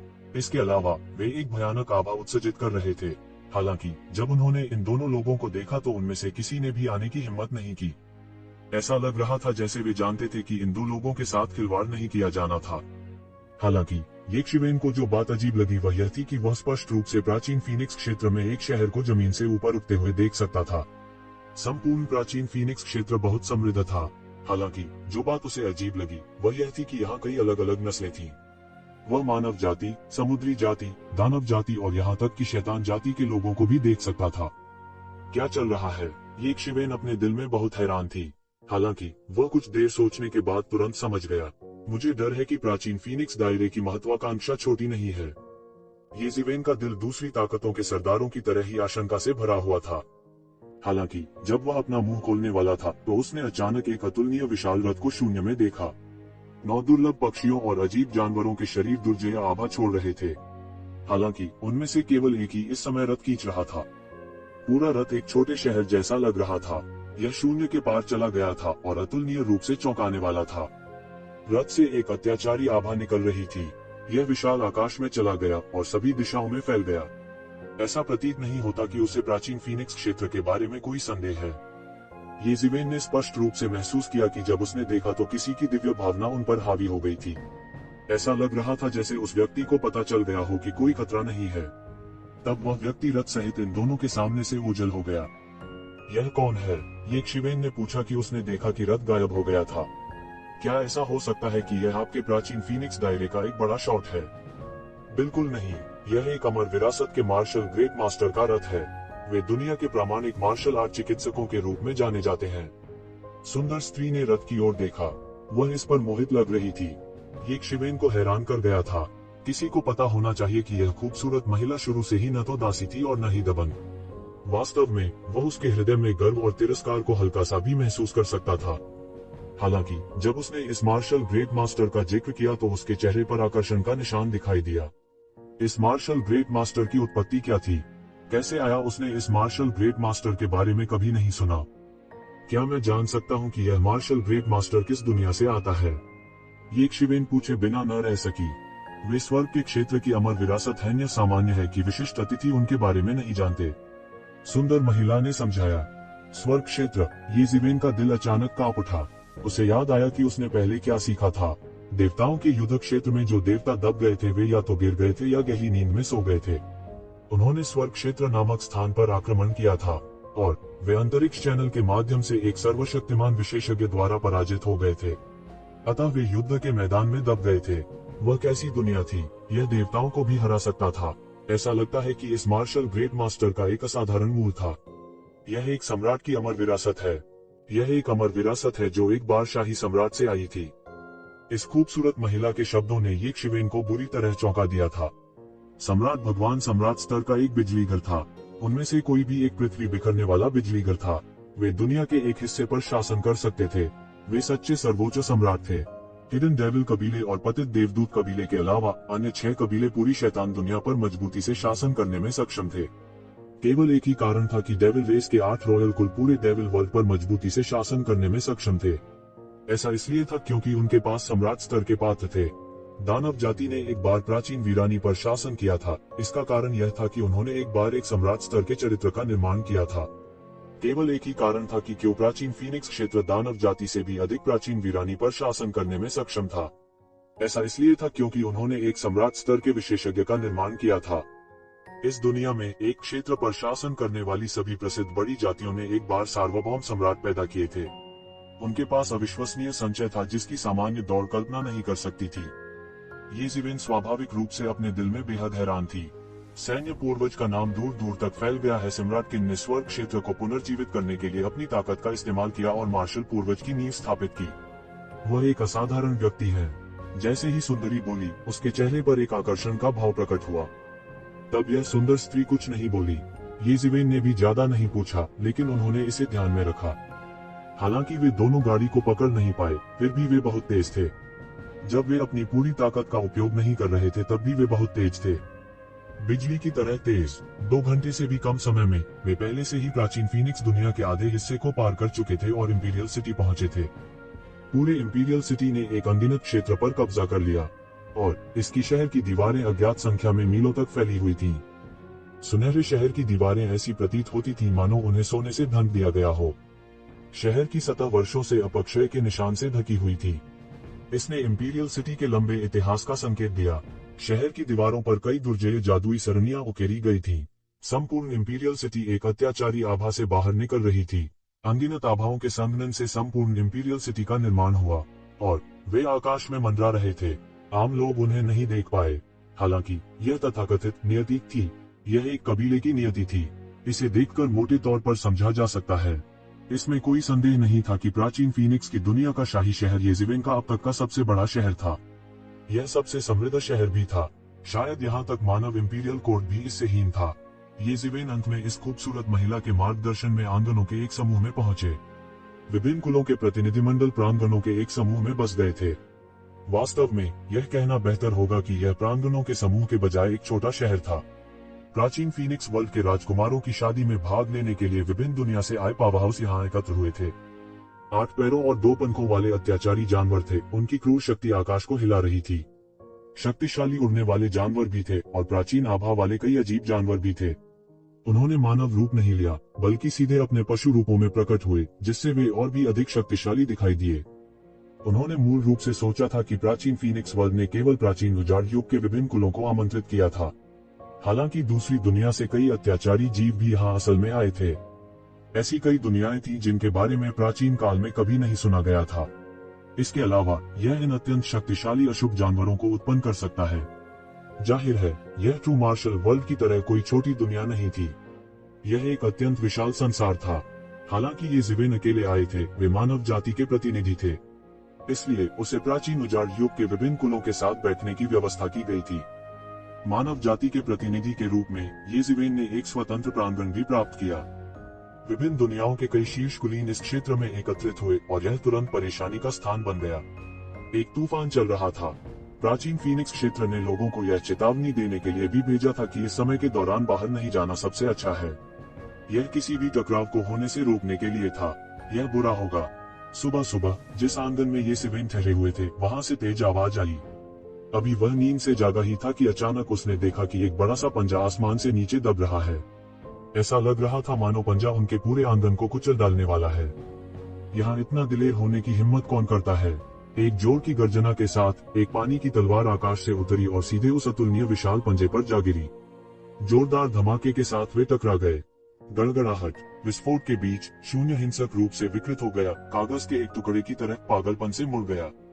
अगर यह बाहर हुआ होता तो शून्य पहले ही ढह चुका होता। हालांकि यहाँ का स्थान स्पष्ट रूप से एक मैट्रिक्स द्वारा तय किया गया था। ऐसे में इसे गिराना संभव नहीं था। फिर एक आकृति उड़ गई। येज़िवेन ने अपनी आंखें इस व्यक्ति पर टिका दी। उनका पुराना परिचय भी था। अगर यह हाइवुया नहीं होता तो और कौन हो सकता था? येज़िवेन की आंखों में अचानक एक तेज रोशनी कौंध गई। यह हाइवुया शुरू से ही उसे मारना चाहता था। स्वाभाविक रूप से येज़िवेन इस ऋण को नहीं भूलेगी। इसी समय उस विशाल पंजे का स्वामी भी आकाश में प्रकट हुआ।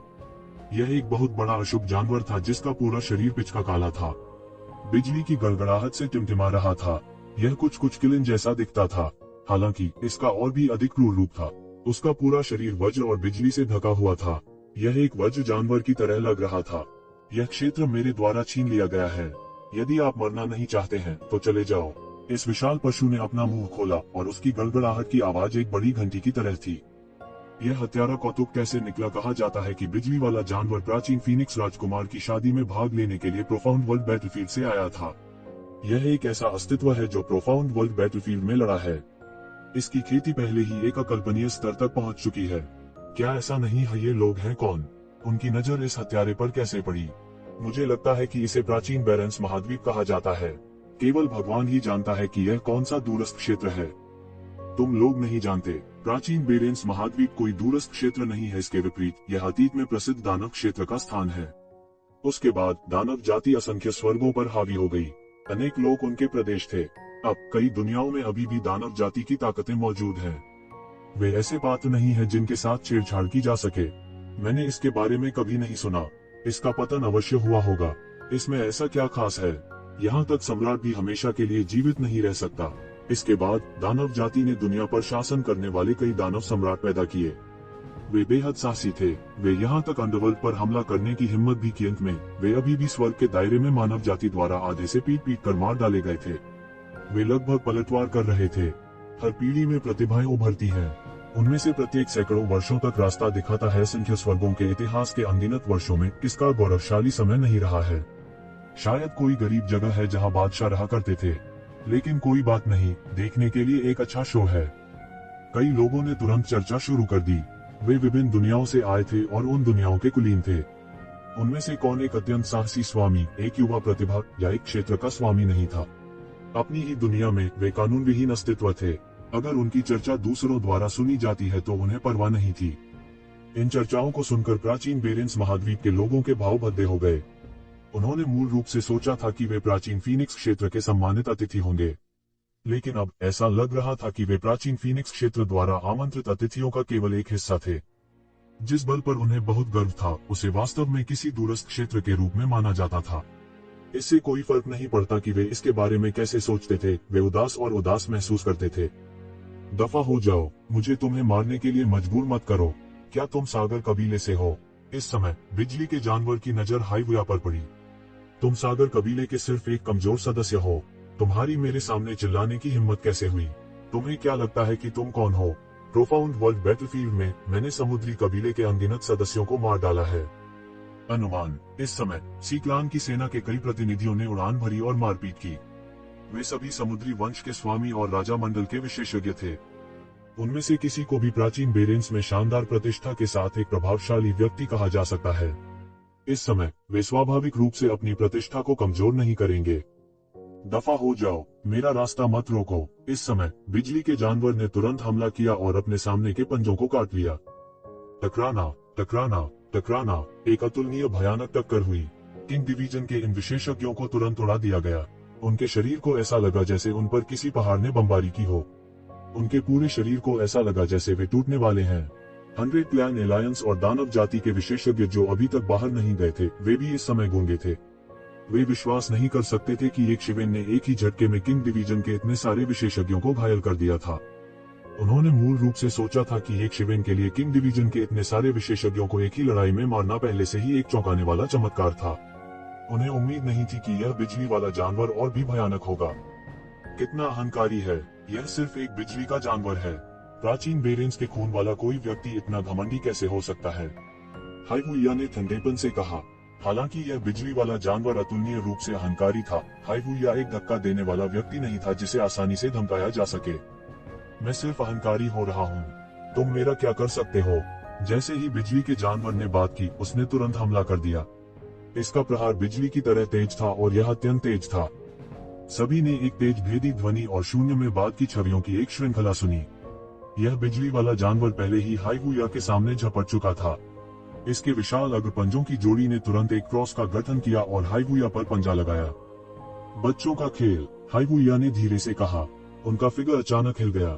उसके पैर असीम लहरों पर चढ़ गए और वह जहां था वहीं से तुरंत गायब हो गया। बिजली के जानवर का हमला चूक गया। उसकी आकृति सीधे हवा में उड़ गई और उसके हाथ में एक पानी की तलवार बन गई। यह हिंसक रूप से घूमना शुरू कर दिया और लगातार खनखनाहट की आवाज के साथ इसने एक विशाल जलप्रपात बनाया और थंडरबोल्ट बीस्ट की ओर विस्फोट किया। बूम! एक जोरदार धमाके के साथ बिजली का जानवर तुरंत विस्फोट हो गया।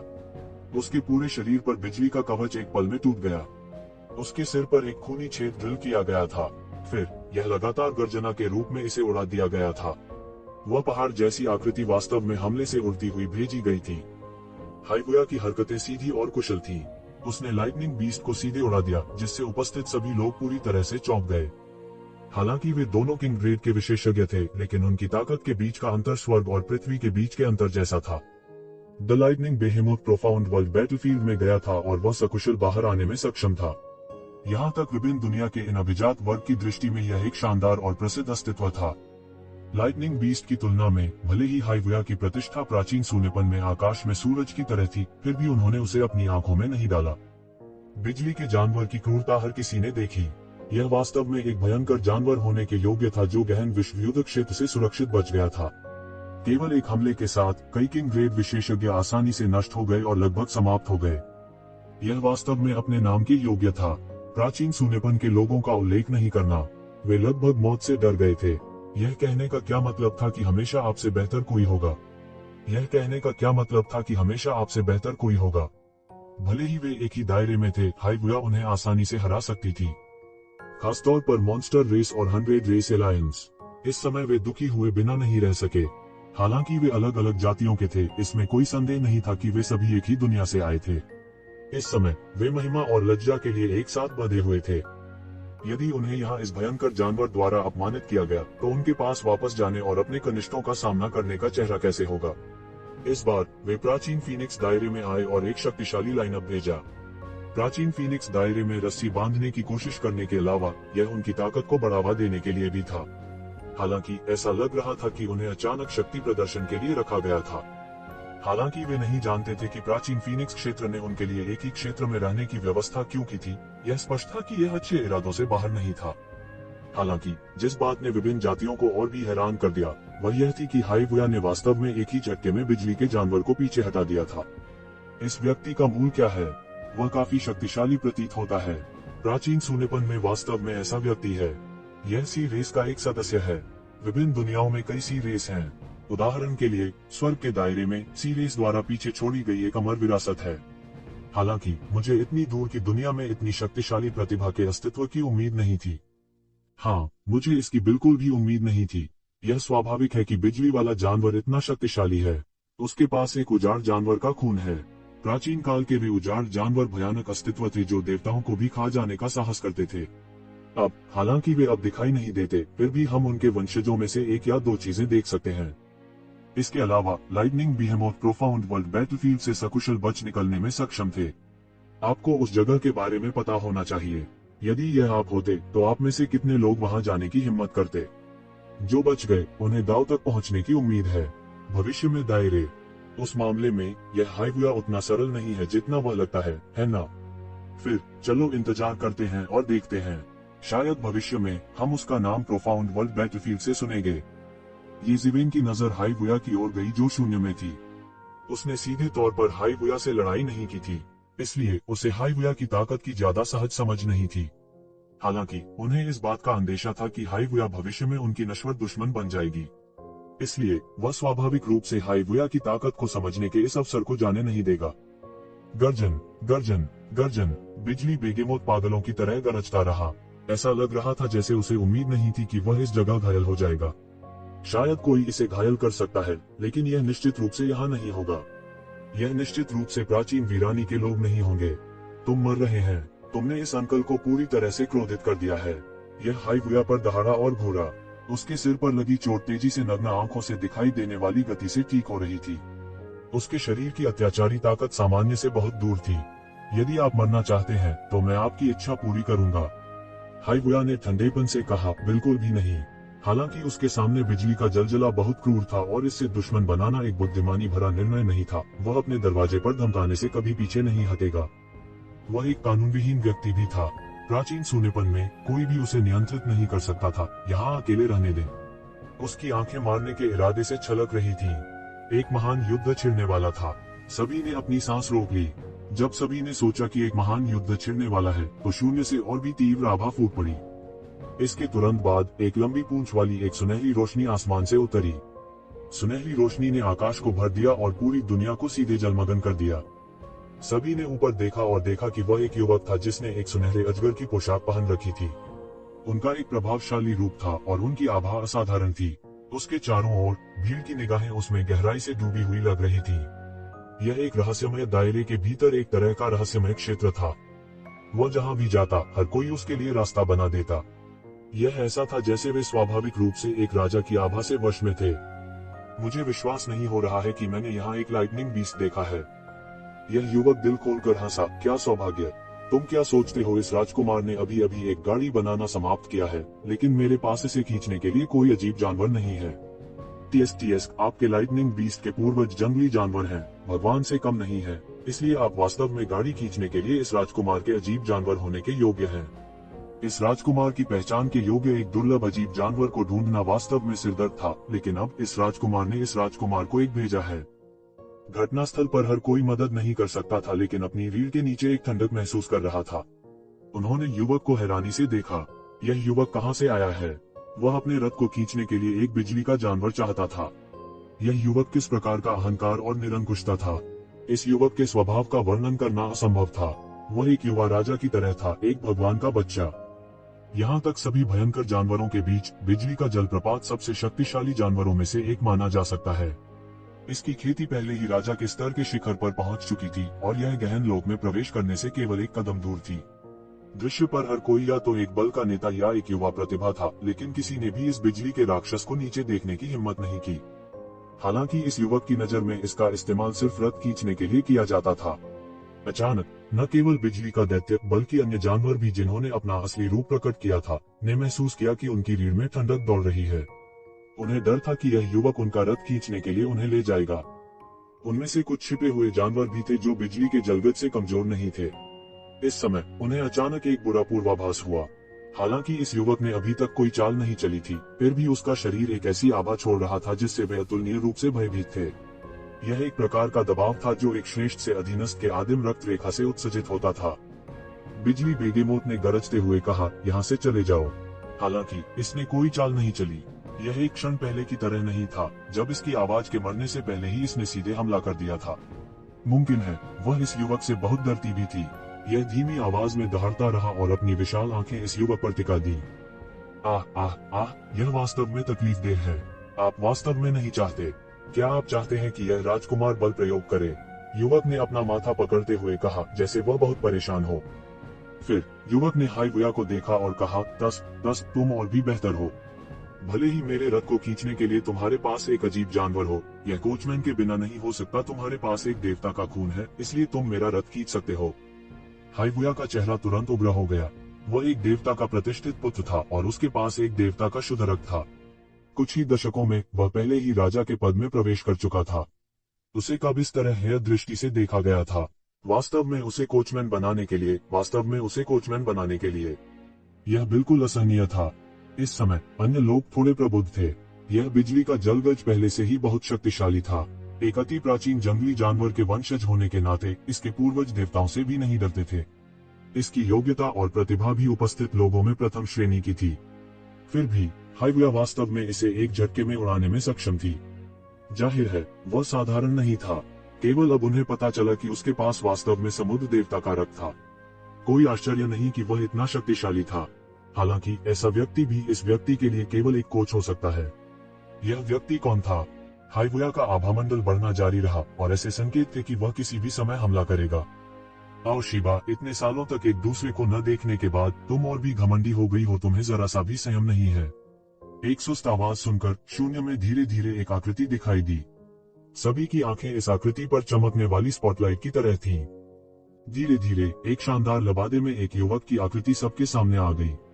उसका चेहरा नाजुक और सुंदर था और उसकी तेज बाहें और चील जैसी आंखें थीं। वह काफी घमंडी दिखता था और उसका स्वभाव असाधारण था। क्या किनली, क्या तुम इस मामले में दखल देने जा रहे हो? हालांकि उन्होंने उतावलेपन से काम नहीं लिया। उसके पहले के शांत और आकस्मिक भावों के विपरीत उसके चेहरे पर थोड़ा डर था। हस्तक्षेप, टीएस नहीं, यह सिर्फ इतना है कि मैं इसे देखने के लिए सहन नहीं कर सकता। आपने अपनी गाड़ी खींचने के लिए एक बिजली के जानवर को पकड़ने की हिम्मत भी की। आप अभी भी पहले की तरह अहंकारी हैं। युवक किनली ने ठंडी मुस्कान के साथ कहा, इसकी तुलना आपके किन परिवार से कैसे की जा सकती है? उस समय आपने मेरे 9 पूर्वजों को पकड़ लिया था और उन्हें 9 ड्रैगन्स कैरेज में बदल दिया था। ड्रैगन की पोशाक पहने युवक एओ शिबा ने किनली को मित्रतापूर्ण दृष्टि से देखा। बकवास थी। उस समय जब मेरे पूर्वजों ने दाव को प्राप्त किया था तब तुमने एक शब्द भी बकवास करने का साहस नहीं किया था। अब आप जानते हैं कि आपको इसके बारे में उपद्रव करना होगा। फालतू बात करनी है तो पहले क्यों नहीं की? बहुत देर हो चुकी है, किनली ने तिरस्कार पूर्वक कहा। हालांकि मैं आपको बता सकता हूं कि यह प्राचीन फीनिक्स वर्ल्ड है, न कि आपका ड्रैगन द्वीप। क्या आपका परिवार जानता है कि आप यहाँ बहुत अहंकारी हैं? एक अच्छा इंसान होने का ढोंग न करें। क्या आपको लगता है कि वे आपके प्रति केवल इसलिए पक्षपात करेंगे क्योंकि आपने सद्भावना व्यक्त की है? दिन के अंत में यह अभी भी ताकत पर निर्भर करता है। जिसकी मुट्ठी बड़ी होती है वही सबसे ज्यादा उपयोगी होता है। आओ शिबा ने किनली को ठंडेपन से देखते हुए कहा, आप सही कह रहे हैं। मैं लंबे समय से आपके बेहतर कौशल का अनुभव करना चाहता था। किनली ने कहा कि जैसे ही उनके शरीर से एक शक्तिशाली आभा फूट पड़ी। सब लोग कृपया शांत रहें। मेरे राजा ने फैसला किया है। येज़ेबेल ने अचानक अपनी आंखें खोली जब उन्होंने किनली की शक्तिशाली आभा को महसूस किया। रहस्यमय क्षेत्र, यह एक रहस्यमय क्षेत्र विशेषज्ञ था। वह तुरंत चौंक गया। प्राचीन काल में केवल कुछ पुरानी प्राचीन वस्तुएं ही रहस्यमय क्षेत्र में प्रवेश कर सकती थीं। हालांकि किनली की उम्र ज्यादा नहीं थी, फिर भी वह पहले ही रहस्यमय दायरे में प्रवेश कर चुका था। इसने एक मार्शल पूर्वज की गहरी नींव को दिखाया।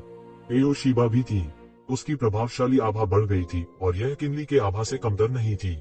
उसने अपना डोमेन जारी नहीं किया था, लेकिन उसने तुरंत एक क्षेत्र पर नियंत्रण कर लिया था। यहाँ तक कि ज़िवेन को भी ऐसा लगा जैसे वो यहोशिबा की आभा के बीच में आ गया हो।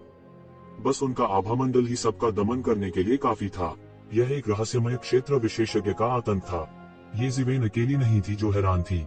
यहाँ तक हाइवुया, जो बहुत दूर थी, बेहद गुस्से में थी। उसका चेहरा लाल था। वह प्रतिष्ठित समुद्र परमेश्वर का पुत्र था। वह कोचमैन कब बने? यह घोर अपमान था। सब लोग कृपया शांत रहें। मेरे राजा ने फैसला सुनाया है। इस समय एक महिला अधिकारी एक शानदार वस्त्र पहने हुए आसमान से उतरी। वह सीधे यहोशिबा और किनली के बीच खड़ी थी, दो भयानक विशेषज्ञों की आभा को पूरी तरह से नजरअंदाज कर रही थी। यह सीधे उनके बीच में गिर गया। उन दोनों के बीच टक्कर से बनी आभा को तुरंत तोड़ दिया। इससे सभी के हाव भाव बदल गए। यह महिला अधिकारी भी असाधारण थी। चाहे वह इस महिला अधिकारी की अथाह ताकत के डर से हो या फिर प्राचीन फीनिक्स दायरे के प्रति सम्मान के कारण, यहाँ तक अनियंत्रित लोग भी अचानक शांत हो गए और अब अभिमान नहीं किया। सभी ने महिला अधिकारी की ओर देखा। न जाने फीनिक्स किंग के पास किस तरह का फरमान था। मेरे राजा ने आदेश दिया है कि निर्वाण तालाब 3 दिनों में खुल जाएगा। प्राचीन फीनिक्स क्षेत्र के विशिष्ट अतिथि के रूप में आप अवसर तलाशने के लिए वहां जा सकते हैं। महिला अधिकारी ने भावहीन होकर कहा, क्या निर्वाण तालाब खुल रहा है? यह बहुत अच्छा है। मैंने सोचा था कि इसे शादी समारोह के बाद ही खोला जाएगा। यह अंत में यहाँ है। मैं रहस्यमय क्षेत्र युद्ध क्षेत्र से पूरी तरह से आया था। यह किस लिए है? क्या यह निर्वाण तालाब के लिए नहीं है? सभी अचानक खुश हो गए। उनके चेहरे आश्चर्य और खुशी से भरे हुए थे। जाहिर है उन्होंने इसके बारे में सुना था। कई लोग निर्वाण तालाब के लिए भी आए। केवल प्राचीन उजाड़ के लोगों के चेहरे पर अजीब भाव थे। ऐसा इसलिए था क्योंकि उन्हें पता नहीं था कि यहाँ क्या चल रहा है। नहीं, उन्हें पता था कि इस बार निर्वाण पूल खोला जाने वाला है। वे पूरी तरह से तैयार नहीं थे। क्या निर्वाण पूल खुलने वाला है? हमें इसकी कोई खबर क्यों नहीं मिली? उनके बोलने से बहुत से लोग असंतुष्ट थे, जिसके बारे में बोलते हुए प्राचीन फीनिक्स वर्ल्ड थोड़ा अधिक था। हालांकि सभी ने कुछ नहीं कहा। प्राचीन फीनिक्स वर्ल्ड की ताकत उनकी कल्पना से कहीं अधिक गहरी थी। इसके विपरीत प्राचीन फीनिक्स वर्ल्ड बहुत लंबे समय से बाहरी दुनिया से अलग थलग पड़ा हुआ था। तो ऐसा लग रहा था कि प्राचीन फीनिक्स दुनिया बाहरी दुनिया के साथ नहीं रह सकती। ऐसा लगता है कि हर कोई इसके बारे में जानता है, केवल हम इसके बारे में नहीं जानते हैं। यह प्राचीन फीनिक्स क्षेत्र स्पष्ट रूप से हमारा मजाक उड़ाने की योजना बना रहा है। यह सही है, वे हमें ताकत दिखाने की योजना बना रहे हैं। उजाड़ पुरातनता में हर कोई एक गर्मागर्म चर्चा में था। ये लोग या तो युवा संभ्रांत थे या प्रमुख ताकतों के नेता थे। उनमें से किसी एक को अत्यंत ज्ञानी कहा जा सकता है। स्वाभाविक रूप से वे निर्वाण तालाब के बारे में पूरी तरह अनभिज्ञ नहीं होंगे। ऐसा कहा जाता था कि प्राचीन फीनिक्स वर्ल्ड की गहराई में एक निर्वाण तालाब था। यह संपूर्ण फीनिक्स जाति की पुश्तैनी भूमि थी। यह फीनिक्स जाति का मुख्य स्थान भी था। फीनिक्स में निर्वाण के लक्षण थे, हालांकि उनमें से सभी अपने निर्वाण में सफल नहीं हो सके। वास्तव में ऐसे मामले भी थे जहां वे अपने निर्वाण में विफल रहे और मर गए। हालांकि उनके निर्वाण में सफल होने की संभावना बहुत बढ़ जाएगी यदि वे निर्वाण तालाब में अभ्यास कर सकें। यह फीनिक्स जाति की नींव भी थी। निर्वाण तालाब ड्रैगन द्वीप के ड्रैगन परिवर्तन तालाब से अलग नहीं था। ऐसा कहा जाता था कि दुनिया में सबसे पहले 9 रंगों वाला फोनिक्स भूतकाल में प्रकट हुआ था और यह फीनिक्स जाति के पूर्वज द्वारा व्यक्तिगत रूप से परिष्कृत किया गया था। फीनिक्स जाति के कुछ ही प्रतिभाओं को निर्वाण तालाब में अभ्यास करने का अवसर मिलेगा, इसलिए उन्होंने इस बिंदु के बारे में कभी नहीं सोचा था। हालांकि उन्हें उम्मीद नहीं थी कि प्राचीन फीनिक्स वर्ल्ड का वास्तव में इसे खोलने का इरादा होगा। हालांकि सबसे भयानक बात यह थी कि प्राचीन फीनिक्स वर्ल्ड के लोगों ने इस बारे में कोई जानकारी नहीं दी थी। इसने उन्हें अचंभित कर दिया था, इसलिए वे बिना तैयारी के पकड़े गए थे। हालांकि कोई भी इस तरह के जीवन भर के अवसर को जाने देने को तैयार नहीं था। ये ज़िवेन, हाइवुया और अन्य की तुलना में प्रमुख ताकतों के ये स्वामी ज्यादातर अपने चरम पर थे। उनमें से कुछ ने अपने गोधूली वर्षों में भी प्रवेश किया था। वे अभी तक एंजल की क्षय अवस्था में प्रवेश नहीं कर पाए थे। हालांकि यदि उनके पास कोई विशेष अवसर नहीं है तो वे अपने जीवन काल में कोई प्रगति नहीं कर सकते हैं। नवजात गहन दायरे में प्रवेश करने की संभावना बहुत कम थी। हालांकि यदि वे निर्वाण तालाब में प्रवेश कर सकते हैं तो उनके रहस्यमय क्षेत्र में प्रवेश करने की संभावना बहुत अधिक होगी। ये ज़िवेन भी इसे लेकर बहुत उत्साहित थी। जहां तक जाति का संबंध है, केवल रहस्यमय क्षेत्र में प्रवेश करके ही वह अन्य जातियों को डराने के योग्य होगा। हालांकि यह रसातल के शैतान भगवान के खिलाफ संघर्ष करने के लिए पर्याप्त नहीं होगा, वह कम से कम अन्य बेचैन जातियों को रोकने में सक्षम होगा। उसे विश्वास था कि वह राजा ताइकान के प्रतिरोध के बिना भी मानव जाति की रक्षा कर सकता है। यह सोचकर वह उत्साहित हुए बिना नहीं रह सका। निर्वाण तालाब की मदद से उनके शरीर में फीनिक्स पुनर्जनन तकनीक के साथ मिलकर उनकी खेती बहुत ही आशाजनक होनी चाहिए। उसे रहस्यमय दायरे में प्रवेश करने में सक्षम होना चाहिए। उस समय उनकी स्थिति भी काफी बदल जाएगी। हालांकि सभी के मूड के शांत होने का इंतजार न करते हुए महिला अधिकारी ने एक और चौंकाने वाली खबर कही। इस बार हमारे कबीले के राजकुमार के विवाह समारोह में भाग लेने के अलावा एक और बहुत ही महत्वपूर्ण मामला है। शादी के बाद हमारे राजा अपनी दत्तक पुत्री के लिए एक पति का चयन करेंगे। भाग लेने वाली दौड़ सीमित नहीं है, उस समय हमारे कबीले की युवा प्रतिभाएं भी भाग लेंगी। यह सभी जातियों के लिए एक दूसरे के साथ बातचीत करने के लिए एक भव्य आयोजन बन जाएगा। इस समय महिला अधिकारी ने शब्द दर शब्द कहा। इसके अलावा ये ज़िबेन को स्पष्ट रूप से महसूस हुआ कि उसकी नजर जानबूझकर या अनजाने में उसकी ओर जा रही थी। वह मदद नहीं कर सकता था, लेकिन अपने दिल में कुछ हैरान महसूस कर रहा था। यह दत्तक बेटी, क्या यह स्वर्गीय फीनिक्स लड़की हो सकती है जो पहले रहस्यमय विश्व युद्ध के मैदान में शानदार ढंग से चमकी थी? किसी ने ऊंचे स्वर में पूछा। यह सही है, महिला अधिकारी ने उदासीनता से कहा। क्या यह वास्तव में स्वर्गीय फीनिक्स गर्ल है? कई लोगों की आंखें अचानक चमक उठी। उन्होंने स्वर्गीय फीनिक्स गर्ल के बारे में सभी प्रकार की किंवदंतियों के बारे में सुना था। हालांकि उन्हें उम्मीद नहीं थी कि उन्हें वास्तव में स्वर्गीय फीनिक्स गर्ल से शादी करने का अवसर मिलेगा। मूल रूप से उनके आने का कारण यह था कि वे जानते थे कि निर्वाण तालाब खोला जाएगा। कौन जानता था कि और भी विस्फोटक समाचार होंगे। फीनिक्स किंग की दत्तक बेटी के रूप में स्वर्गीय फीनिक्स गर्ल वास्तव में एक पति का चयन करने जा रही थी। उनके लिए निस्संदेह यह एक बहुत मजबूत उत्तेजना थी। केवल एओशिबा और किनली ऐसे लग रहे थे जैसे वे पहले से ही जानते थे कि क्या होने वाला है। उनके लिए हालांकि निर्वाण तालाब के प्रभाव अभी भी थे, यह उतना जरूरी नहीं था जितना उन राजा रैंक के विशेषज्ञ थे जो गहरे दायरे में घुसना चाहते थे। यह अफवाह है कि स्वर्गीय फीनिक्स गर्ल दूसरी जगह से फीनिक्स किंग की गोद ली हुई बेटी है। चूंकि वह 100 साल से भी पहले मिस्टीरियस वर्ल्ड बैटलफील्ड में दिखाई दी थी, इसलिए वह जल्दी ही प्रसिद्ध हो गई। उसे प्रतिभाशाली और सुंदर दोनों कहा जा सकता है। जो कोई भी उससे शादी करता है, उसके पास न केवल एक शक्तिशाली सहायक होगा, बल्कि प्राचीन फीनिक्स क्षेत्र का समर्थन भी प्राप्त करेगा। यह सही है। हालांकि यह कहा जाता है कि स्वर्गीय फीनिक्स लड़की फीनिक्स कबीले की सदस्य नहीं है। ऐसी अफवाहें भी हैं कि वह एक इंसान है। क्या वह सच है? आप इस तरह की अफवाह पर कैसे विश्वास कर सकते हैं? इसके अलावा फीनिक्स कबीले को अनगिनत वर्षों से स्थापित किया गया है। शुद्ध रक्त रेखाओं वाले लोगों के अलावा कई उप प्रजातियां हैं। मानव जाति के बीच उप प्रजातियां भी हैं। इसमें इतना अजीब क्या है? सच कहूं तो इंसान होना ठीक है, लेकिन फीनिक्स कबीले का सदस्य होना भी ठीक है। इस समय किसी ने पूछा, क्या होगा अगर स्वर्गीय फीनिक्स लड़की अनिच्छुक है? स्वर्गीय फीनिक्स लड़की रहस्यमय दुनिया में हत्या की होड़ में जा सकती है। अगर वह अनिच्छुक है तो हम कुछ नहीं कर सकते। जैसे ही इस व्यक्ति ने यह कहा, सभी को तुरंत ऐसा लगा जैसे ठंडे पानी का एक कटोरा उनके ऊपर डाला गया हो। वास्तव में स्वर्गीय फोनिक्स लड़की कोई साधारण व्यक्ति नहीं थी। वह एक भयानक अस्तित्व भी थी जो भविष्य में उसके दाव को साबित करने की क्षमता रखती थी। ऐसी पत्नी से शादी करना कोई ऐसी बात नहीं थी जिसे आम लोग नियंत्रित कर सकते थे।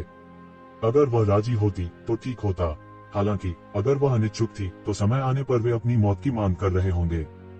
यहाँ तक अगर वे मारे भी जाते तो उनके साथ तर्क करने का कोई तरीका नहीं होता। यह मेरे कबीले की समस्या है।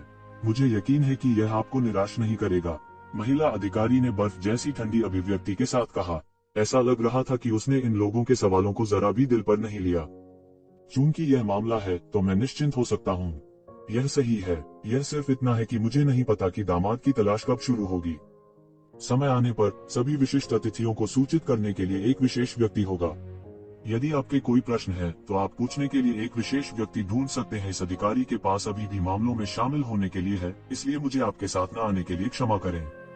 महिला अधिकारी के बोलने के बाद उसने किसी को सवाल पूछने का मौका नहीं दिया। वह सीधे शाही महल की दिशा में गायब हो गई, जैसे कि वह शाही फरमान में वापस जा रही हो।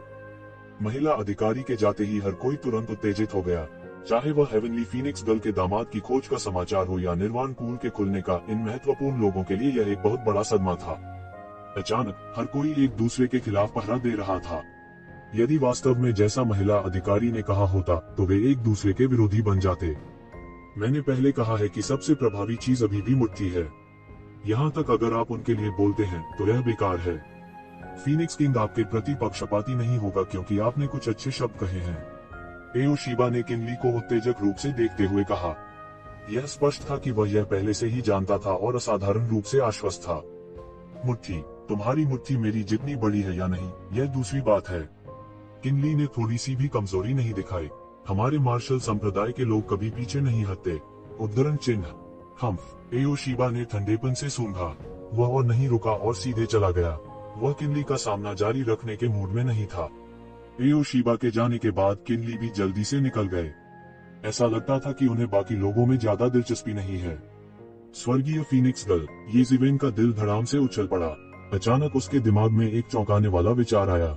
क्या ऐसा हो सकता है कि यह स्वर्गीय फीनिक्स लड़की वास्तव में हुआ मेघान है? यह सोचकर येज़िवेन के विभिन्न विचार एक बांध से फूटती हुई बाढ़ की तरह थे। मूल रूप से उन्हें इस दामाद के चयन में कोई दिलचस्पी नहीं थी, लेकिन अब अगर स्वर्गीय फीनिक्स मैडन हुआ मेघान था तो उसे प्रतियोगिता में भाग लेना होगा, भले ही वह इच्छुक हो या नहीं।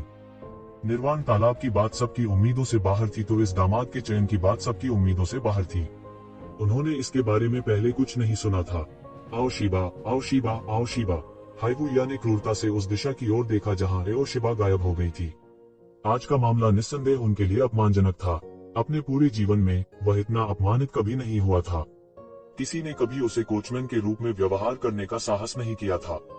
अब जब उसने इसके बारे में सोचा, अगर वह एक कोचमैन के रूप में पकड़ा गया होता तो एक सेकंड के लिए भी वह जीवन भर अपना सिर नहीं उठा पाता। अब भी उसे लगा कि सब उस पर हंस रहे हैं। वह अत्यंत क्रोधित था। इस समय येज़िवेन ने भी अपनी निगाहें हटा ली। वह मन ही मन विचार कर रहा था। शुरू से अंत तक इस मामले को लेकर अजीबोगरीब माहौल बना रहा। सबसे पहले तो निर्वाण तालाब का खुलना बड़ा अजीब था। जहां तक वह जानता था, निर्वाण तालाब कभी भी जनता के लिए नहीं खोला गया था। यह जनता के लिए ड्रैगन द्वीप के ड्रैगन परिवर्तन तालाब के उद्घाटन के समान था। यह अपने आप में एक अकल्पनीय मामला था। हालांकि इसे राजकुमार के विवाह की खुशियों को बढ़ाने वाला कहा गया था, लेकिन यह वास्तव में अनुचित था। इसके अलावा स्वर्गीय फीनिक्स मैडन के लिए एक दामाद के चयन की बात तो और भी अजीब थी। इस बार आए लोगों में कई विशेषज्ञ भी थे। उनमें जायंट थंडर बीस्ट जैसे उत्कृष्ट विशेषज्ञ भी थे। यह ऐसी परिस्थितियों में था कि प्राचीन फीनिक्स क्षेत्र ने इस मामले को बड़े पैमाने पर प्रचारित नहीं किया था। यदि प्राचीन फीनिक्स दायरे ने यह खबर जारी की होती कि वे स्वर्गीय फीनिक्स मैडन के लिए एक दामाद का चयन कर रहे हैं, तो अनगिनत युवा प्रतिभाएं आ जाती। उस स्थिति में यह मात्रा और गुणवत्ता दोनों के मामले में बहुत बेहतर होता। इसके अलावा महिला अधिकारी का अर्थ स्पष्ट था। इस बात की परवाह किए बिना कि स्वर्गीय फीनिक्स मैडन राजी थी या नहीं, फिर भी उसे शादी करने के लिए मजबूर किया जाएगा। फीनिक्स किंग की प्यारी गोद ली हुई बेटी के लिए यह इतना अकल्पनीय था। कोई इसे कैसे भी देखे, यह बिल्कुल असंभव था। लेकिन जो भी हो, येज़िवेन ने पहले ही इस मामले की अंत तक जांच करने का मन बना लिया था। मूल रूप से वह सत्य का पता लगाने और हुआ मेघान को दूर ले जाने का रास्ता खोजने के इरादे से प्राचीन फीनिक्स क्षेत्र में आया था। अब उसे जो करने की आवश्यकता थी वह 3 दिनों में निर्वाण पूल के खुलने की प्रतीक्षा करना था और फिर गहन क्षेत्र में प्रवेश करना था। हालांकि इससे पहले कि वह बस पाता, किसी ने उसके दरवाजे पर दस्तक दी। क्या आप येज़िवेन हैं? यह एक लड़की थी जिसकी उम्र करीब 15 या 16 साल लग रही थी। उसका कद येज़िवेन के सीने के ठीक ऊपर था। येज़िवेन का शरीर बहुत लंबा और मजबूत नहीं था, लेकिन इस लड़की का कद केवल उसकी छाती तक था और इससे ज्यादा कुछ नहीं। इस युवा लड़की ने नीले रंग की एक लंबी पोशाक पहनी थी। उसकी त्वचा बर्फ की तरह गोरी थी और उसकी सुंदर आंखें लहरों से भरी हुई थीं। मिस, क्या मैं जान सकता हूँ कि तुम कौन हो? येज़िवेन ने पूछा। आप येज़िवेन हैं, यह बहुत अच्छा है। लड़की की आवाज अभी फीकी ही पड़ी थी कि वो तुरंत येज़िवेन को पकड़ने के लिए उसकी ओर दौड़ी। उसकी सफेद जेब जैसी हथेली सीधे येज़िवेन की ओर गिरी। जल्दी, जल्दी, जल्दी। यह ऐसा था मानो यह अत्यधिक गति तक पहुंच गया हो और केवल बाद की छवियों को शून्य में छोड़ गया हो। अंतरिक्ष इंच से इंच विकृत हो गया और केवल एक तेज भेदी ध्वनि सुनी जा सकती थी। यह सफेद जेब जैसी हथेली तुरंत एक तेज पंजे में बदल गई और येज़िवेन की ओर गिर गई। हालांकि उसकी गति तेज थी, लेकिन येज़िवेन की गति और भी तेज थी। लगभग एक ही पल में वो सीधे येज़िवेन द्वारा पकड़ ली गई। टकराना। इस लड़की की नाजुक कलाई को येज़िवेन ने मौके पर ही पकड़ लिया। आप क्या करना चाहते हैं? येज़िवेन ने सख्त आवाज में फटकार लगाए। हालांकि उसने उसके बल प्रयोग जारी रखने की प्रतीक्षा नहीं की और इस लड़की को अपनी कमर मरोड़ते देखा। उसका पूरा शरीर आसमान में उड़ गया और उसका पैर येज़िवेन के सिर की तरफ आ गया। विस्फोटक किक ने विशाल आकाश को चीर डाला। शायद एक पहाड़ को भी लात मारी जाए तो वह फट जाएगा।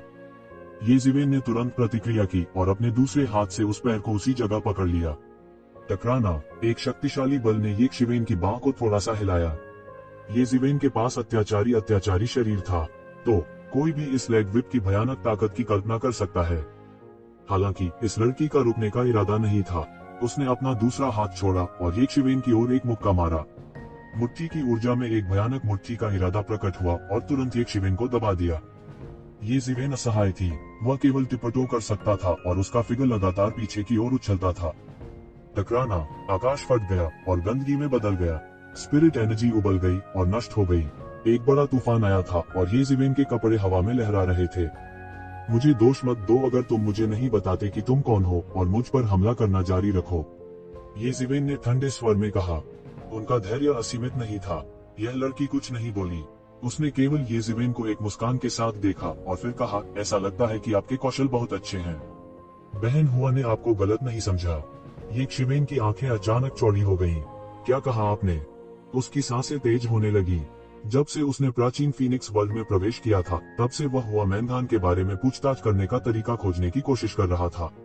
हालांकि यह क्षेत्र सख्त नियंत्रण में था, इसलिए उसके पास बाहर जाने और समाचार के बारे में पूछताछ करने का समय नहीं था जब किसी ने उसे एक संदेश भेजा था। तुम मुझे इतनी उग्रता से क्यों देख रहे हो? इस लड़की ने अपने होठों को सिकोड़ लिया और एक शिवेन को असंतोष से देखा। आप कौन हैं? ये जिवेन ने पूछा। आपको यह जानने की जरूरत नहीं है कि मैं कौन हूँ, लेकिन क्या आप बहन हुआ के बारे में सुनना चाहती हैं? इस लड़की ने मुस्कुराते हुए कहा। ऐसा नहीं लगता था कि वो एक शिवेन की प्रभावशाली आभा से दबी हुई थी। उसके नाजुक छोटे चेहरे ने ये जिवेन को उपहास के संकेत के साथ देखा। ठीक है, मुझे बताओ। ये जिवेन ने अपने दिल में बढ़ते खून को शांत किया और कहा। यह सही है, लड़की ने मुस्कुराते हुए कहा। मैं सिर्फ एक बार ही कहूंगी। आपको ध्यान से सुनना चाहिए। तुम्हें पता है कि बहन हुआ शादी समारोह के बाद दामाद की तलाश करेगी, है ना? हाँ, ये जिवेन ने सिर हिलाया। उसने अपने दिल में सोचा, स्वर्गीय फीनिक्स महिला वास्तव में हुआ मेघान है। दूसरे शब्दों में, मुझसे गलती नहीं हुई थी। कोई आश्चर्य नहीं कि मेरे दिल में इतना तीव्र पूर्वाभास था। आपको अवश्य भाग लेना चाहिए, अन्यथा सिस्टर हुआ हमेशा के लिए अभिशाप की स्थिति में आ जाएगी। इस लड़की ने कहा। क्या चल रहा है? ये जिवेन ने पूछा। इस मामले ने शुरू से अंत तक एक अजीबोगरीब माहौल सामने रखा था। हालांकि स्वर्गीय फीनिक्स की रक्त रेखा को बनाए रखने के लिए कुछ बुजुर्ग बहन हुआ के लिए फीनिक्स किंग के समर्थन से बहुत असंतुष्ट थे। उन्होंने इस आधार पर सिस्टर हुआ की खेती को रोकने की मांग की कि वह एक इंसान थी। हालांकि स्वर्गीय फीनिक्स की रक्त रेखा को बनाए रखने के लिए उन्होंने बहन हुआ को कबीले के एक राजकुमार से शादी करने के लिए मजबूर किया। हालांकि सिस्टर हुआ ने जो सही था उसके लिए तर्क दिया, लेकिन वह बड़ों के भारी दबाव का विरोध नहीं कर सकी। यहाँ तक मैं, फीनिक्स किंग, भी जानबूझकर काम नहीं कर सका। इसलिए हमारे कुल के कई स्वर्ग के गौरव विशेषज्ञ भी इस चयन में भाग लेंगे। इसके अलावा वे निंदनीय हैं। वे इस चयन की घोषणा जनता के सामने नहीं करेंगे। इसलिए इस चयन में प्रत्येक कबीले के कुछ सच्चे नायक ही भाग लेंगे। एओशिबा और किनलाई के अलावा कोई सभ्य नहीं है। सिस्टर हुआ स्वर्ग की गौरव विशेषज्ञ है। वह उन कचरे से कैसे शादी कर सकती है? इस लड़की ने ठंडी सूंघी। वह उन साधारण स्वर्ग के गौरव विशेषज्ञों के प्रति पूरी तरह से तिरस्कारपूर्ण लग रही थी। उसने उन्हें अपनी आंखों में बिल्कुल नहीं डाला। लड़की की इस व्याख्या को सुनने के बाद ये शिवेन आखिरकार समझ गई कि यह मामला इतना अजीब क्यों था। उन्होंने अचानक प्राचीन बेलेंस महाद्वीप को प्राचीन फीनिक्स क्षेत्र में क्यों आमंत्रित किया? यह अभूतपूर्व था। इसके अलावा निर्वाण पूल का उद्घाटन और स्वर्गीय फीनिक्स मैडन के दामाद के चयन को कभी भी स्पष्ट नहीं किया गया था। यह पता चला कि वे इसे छुपा रहे थे। शायद प्राचीन फीनिक्स क्षेत्र के बुजुर्ग उन विशेषज्ञों को आकर्षित नहीं करना चाहते थे जो अपने कबीले के अभिजात वर्ग के साथ प्रतिस्पर्धा करने के लिए बहुत शक्तिशाली थे। इस संसार में स्वर्ग के अगणित अभिमान विशेषज्ञ थे। उनमें से कई अत्याचारी थे और आम लोगों की कल्पना से परे थे। भले ही वे कर सकते थे, वे निश्चित नहीं हो सकते थे। फिर भी इसने अभी भी दो भयानक गहन जीवन क्षेत्र विशेषज्ञों एओशिबा और किनली को आकर्षित किया। इससे पता चला कि बड़ों की चिंताएं अनुचित नहीं थीं। मूल रूप से हमें नहीं पता था कि क्या करना है। हालांकि चूंकि आप यहाँ हैं, यह सबसे अच्छे के लिए है। यदि आप उन सभी को हरा सकते हैं और बहन हुआ को खुले और सही तरीके से दूर ले जा सकते हैं, तो उन जिद्दी बूढ़े माता पिता के पास भी कहने के लिए कुछ नहीं होगा। वे अब बहन हुआ के लिए चीजें मुश्किल नहीं करेंगे। लड़की ने कहा, मुझे डर था कि तुम ऐसा नहीं कर पाओगी। अंत में मैंने इसे आजमाया। तुम जाने योग्य हो। हालांकि आप बहुत मजबूत नहीं हैं, आप कमजोर भी नहीं हैं। हालांकि मुझे डर है कि यह अभी भी पर्याप्त नहीं है। क्या सिर दर्द है? फिर लड़की ने अपना माथा पकड़ लिया और आह भरी। वह छोटी लोली की तरह लग रही थी, भले ही वह गही होने का नाटक कर रही थी। लेकिन फिर भी वह साधारण रूप से प्यारी लग रही थी। यहाँ तक कि शिवेन के मुंह का कोना भी थोड़ा सा फड़कने से खुद को रोक नहीं सका और वह लगभग हंस पड़ा। हालांकि फिर भी वह अभी भी लड़की द्वारा खोजा गया था। वह तुरंत क्रोधित हो गई और बोली, तुम किस पर हंस रहे हो? क्या मैंने जो कहा वह हास्यास्पद था? नहीं, कुछ नहीं, मैंने अभी कुछ मजेदार सोचा है। तो जिवेन ने अपना हाथ हिलाया और कहा, यह अच्छा है। हम्फ। लड़की ने सूंघ कर ये शिवेन को देखा। इस बार आप जिन विरोधियों का सामना करने जा रहे हैं वे कमजोर नहीं हैं। आइए मेरे कबीले के प्रतिभाशाली लोगों के बारे में बात न करें। यहाँ तक ड्रैगन द्वीप के ओशिबा और मार्शल ग्रेट मास्टर किनली युवा प्रतिभाशाली हैं, जिन्होंने रहस्यमय विश्व युद्ध क्षेत्र पर शानदार प्रदर्शन किया है। ऐसे विरोधियों का सामना करना आपके लिए वाकई दुख की बात है। हालांकि इससे कोई फर्क नहीं पड़ता। जब तक आप मर नहीं जाते तब तक यह ठीक है। मुझे तुम पर विश्वास है। लड़की ये जिवेन की तरफ गई और उछल पड़ी। उसने जिवेन के सिर को थपथपाया और कहा। लड़की को देखते ही ये जिवेन अवाक रह गए। वैसे भी आपको इस समय परेशानी खड़ी करने की पूरी कोशिश करनी चाहिए। यह सबसे अच्छा है अगर आप इस मामले को नष्ट कर सकते हैं। लड़की ने अपने हाथ उसकी पीठ के पीछे रखे और एक वयस्क की तरह व्यवहार किया। ये जिवेन अवाक थी। क्या वह ठीक है? ये जिवेन ने रुक कर पूछा। बेशक, वह ठीक नहीं है। उसके बाहर जाने पर पूरी तरह से प्रतिबंध है, अन्यथा वे मुझे यहाँ नहीं भेजते। लड़की ने एक शिवेन की ओर अवाक होकर देखा और कहा। ऐसा लग रहा था जैसे उसके पास एक शिवेन की बातों से कहने के लिए कुछ नहीं है। ठीक है, मैं ज्यादा नहीं बोलूंगा। मैं यहाँ ज्यादा देर नहीं रह सकता, अन्यथा मैं दूसरों का ध्यान आकर्षित करूंगा। यह अच्छा नहीं होगा यदि वे उस समय आपको निशाना बनाएंगे, लड़की ने कहा। ये शिवेन उसे बताना चाहती थी कि उसे पहले ही निशाना बनाया जा चुका है। अगर ये शिवेन पहले नहीं समझ पाया था तो अब वह कैसे नहीं समझ सका? शायद उसे पहले ही अंतरिक्ष चैनल पर निशाना बनाया जा चुका था। आखिर एक राजा स्तर का विशेषज्ञ जिसे अंतरिक्ष चैनल की रखवाली के लिए नियुक्त किया गया था, इतना लापरवाह व्यक्ति कैसे हो सकता है?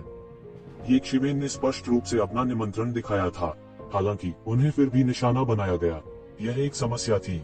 इसके अलावा प्राचीन फीनिक्स क्षेत्र के वे दूत जो प्राचीन बेरेंस महाद्वीप में आए थे, स्पष्ट रूप से उसे निशाना बना रहे थे। यह कोई संयोग नहीं था। इसके अलावा यह युवा लड़की उसे सीधे खोजने में सक्षम थी, इसलिए वह मोटे तौर पर अनुमान लगा सकता था कि प्राचीन फीनिक्स क्षेत्र में उसका अस्तित्व एक रहस्य नहीं था। कम से कम उनका अस्तित्व उन लोगों के लिए एक रहस्य नहीं था जो इसमें रुचि रखते थे। इससे कोई फर्क नहीं पड़ता था कि यह गुप्त था या नहीं। फिर भी उसका हृदय अचानक सतर्क हो गया। मूल रूप से उसने चुपचाप घुसने और कार्य करने के अवसर की प्रतीक्षा करने की योजना बनाई थी। हालांकि ऐसा लगता था कि वह तब बहुत भोला था। फैंगलिंग के लौटने के बाद उसके लिए उसके अस्तित्व का उल्लेख नहीं करना असंभव था। फीनिक्स किंग हुआ मैंगान को कितना महत्व देता है, उसके लिए इस मामले को नजरअंदाज करना असंभव था। उन्हें डर था कि एंशियंट फीनिक्स वर्ल्ड के लोग उन्हें लगातार निशाना बना रहे हैं, और हुआ मैंगान द्वारा समझौता करने से लगातार इनकार करने से इसका बहुत कुछ लेना देना था। उसने यह भी अनुमान लगाया कि ये लोग उसे मिटाने का बहाना ढूंढ रहे होंगे, इसलिए वे कई बार उन पर हमला कर चुके थे। बात बस इतनी थी कि उनमें से कोई भी सफल नहीं हुआ।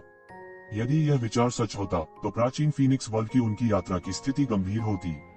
उसने मूल रूप से सोचा था कि वह अंधेरे में छिपकर कोई ध्यान आकर्षित नहीं करेगा। यहाँ विभिन्न दुनियाओं के बहुत सारे उत्कृष्ट कुलीन मौजूद थे, इसलिए उसे उतना नहीं माना जाएगा। हालांकि ऐसा लग रहा था कि चीजें उतनी सरल नहीं थी जितना उन्होंने सोचा था। शायद बहुत से लोग उसकी हरकतों पर ध्यान दे रहे थे। ये शिवेन यह सोचने के बाद और भी शांत हो गया कि वह अन्य लोगों की निगरानी का लक्ष्य बन सकता है। उन्होंने विभिन्न लोगों के उत्कृष्ट नायकों के बीच होने वाली बैठकों में भी भाग नहीं लिया। उसने अपना दरवाजा बंद कर लिया और किसी भी मेहमान से मिलने से इनकार कर दिया। वह 3 दिन बाद निर्वाण पूल के खुलने का पूरे दिल से इंतजार करने लगा। 3 दिन पलक झपकते ही बीत गए। विभिन्न दुनिया के अभिजात वर्ग के लिए जो अपने स्वयं के विचारों में व्यस्त थे, यह सिर्फ एक पलक झपकने जैसा था। सब इकट्ठे हो गए थे और प्राचीन फीनिक्स वर्ल्ड द्वारा भेजा गया व्यक्ति वही महिला अधिकारी थी जो पहले थी। यह महिला अधिकारी 3 दिन पहले की तुलना में और भी अधिक गरिमा में दिख रही थी। विशिष्ट अतिथि, हमारा प्राचीन फीनिक्स वर्ल्ड का निर्वाण पूल आज खुलने वाला है। निर्वाण पूल एक कोमल स्थान नहीं है, यह अंदर से बेहद खतरनाक है। पीढ़ी दर पीढ़ी प्राचीन फीनिक्स क्षेत्र के कई नायक अंदर ही अंदर दुखद रूप से मर चुके हैं। मुझे उम्मीद है कि हर कोई इसे समझ सकता है। वहीं आपके पास सिर्फ 3 दिन हैं। 3 दिनों के बाद आपको हर अतिरिक्त दिन के लिए आधे ड्रैगन की नस की कीमत चुकानी होगी। तभी आप जारी रख सकते हैं। क्या आपका कोई प्रश्न है? महिला अधिकारी ने उदासीन स्वर में पूछने से पहले भीड़ पर अपनी निगाहें घुमाई। हर कोई, प्राचीन फीनिक्स क्षेत्र का निर्वाण पूल आज खुलने वाला है। आप सभी के पास निर्वाण पूल के भीतर अपना निर्वाण पूरा करने का अवसर होगा। फिर उसने उदासीन तरीके से पूछा। सभी में अचानक हड़कंप मच गया। उन्हें पहले ही अंदाजा हो गया था कि यह मामला इतना आसान नहीं होगा। हालांकि उन्होंने नहीं सोचा था कि ऐसी विनाशकारी स्थिति होगी। ऐसा इसलिए था क्योंकि कोई भी इस बात की गारंटी नहीं दे सकता था कि यह मामला उन पर नहीं पड़ेगा। इसलिए कुछ लोग झिझकने लगे। हालांकि एक दिन के लिए आधा ड्रैगन नस की कीमत ने विभिन्न दुनिया के अभिजात वर्ग को गुप्त रूप से अवाक कर दिया था। भले ही वे अपनी अपनी दुनिया में अभिजात वर्ग के अस्तित्व में थे, अगर उनकी कुल संपत्ति के बारे में बात की जाए तो आधा ड्रैगन नस होना पहले से ही बहुत माना जाता था। ड्रैगन नस होना पहले से ही एक बड़ा सौभाग्य माना जाता था। हालांकि एक दिन के लिए निर्वाण पूल में आधे ड्रैगन नस को भिगोने की आवश्यकता थी। इससे इनकार नहीं किया जा सकता था कि यह आसमान छूती कीमत थी। फिर भी उनमें से कई इसे आजमाने को तैयार थे। सफलता हासिल करने के अवसर के बदले आधा ड्रैगन नस का उपयोग करना इसके लायक था। इसके अलावा उनके पास अभी भी 3 दिन का खाली समय था। कुछ देर तक सभी ने हंगामा किया, फिर वे शांत हो गए। हालांकि अंत में कोई पीछे नहीं हटा। प्राचीन फीनिक्स विश्व का निर्वाण पूल अनगिनत लोगों का ध्यान आकर्षित करने के लिए बस यही नाम ही काफी था। इसने उनका ध्यान भी आकर्षित किया था और वे अपनी आंखें नहीं हटा सकते थे। चूंकि कोई भी पीछे हटना नहीं चाहता है, सभी विशिष्ट अतिथि कृपया मेरा अनुसरण करें। महिला अधिकारी ने सभी पर अपनी निगाहें जमाने के बाद कहा। फिर उसकी आकृति हजारों मील दूर गायब हो गई। सब लोग तेजी से उसके पीछे हो लिए। उपस्थित प्रत्येक व्यक्ति गहन साधना करने वाला व्यक्ति था। कुछ ही देर में वे उसके झांसे में आ गए। सबसे आगे 2 लोग कोई और नहीं बल्कि एओशिबा और किनली थे। दोनों रेस में लग रहे थे। उन्होंने एक दूसरे को रास्ता नहीं दिया, वे बस एक दूसरे को देना नहीं चाहते थे। जल्द ही हर कोई इंपीरियल सिटी के बाहर आ गया। वहाँ एक अतुलनीय रूप से विशाल पर्वत श्रृंखला थी जो हजारों मील दूर थी।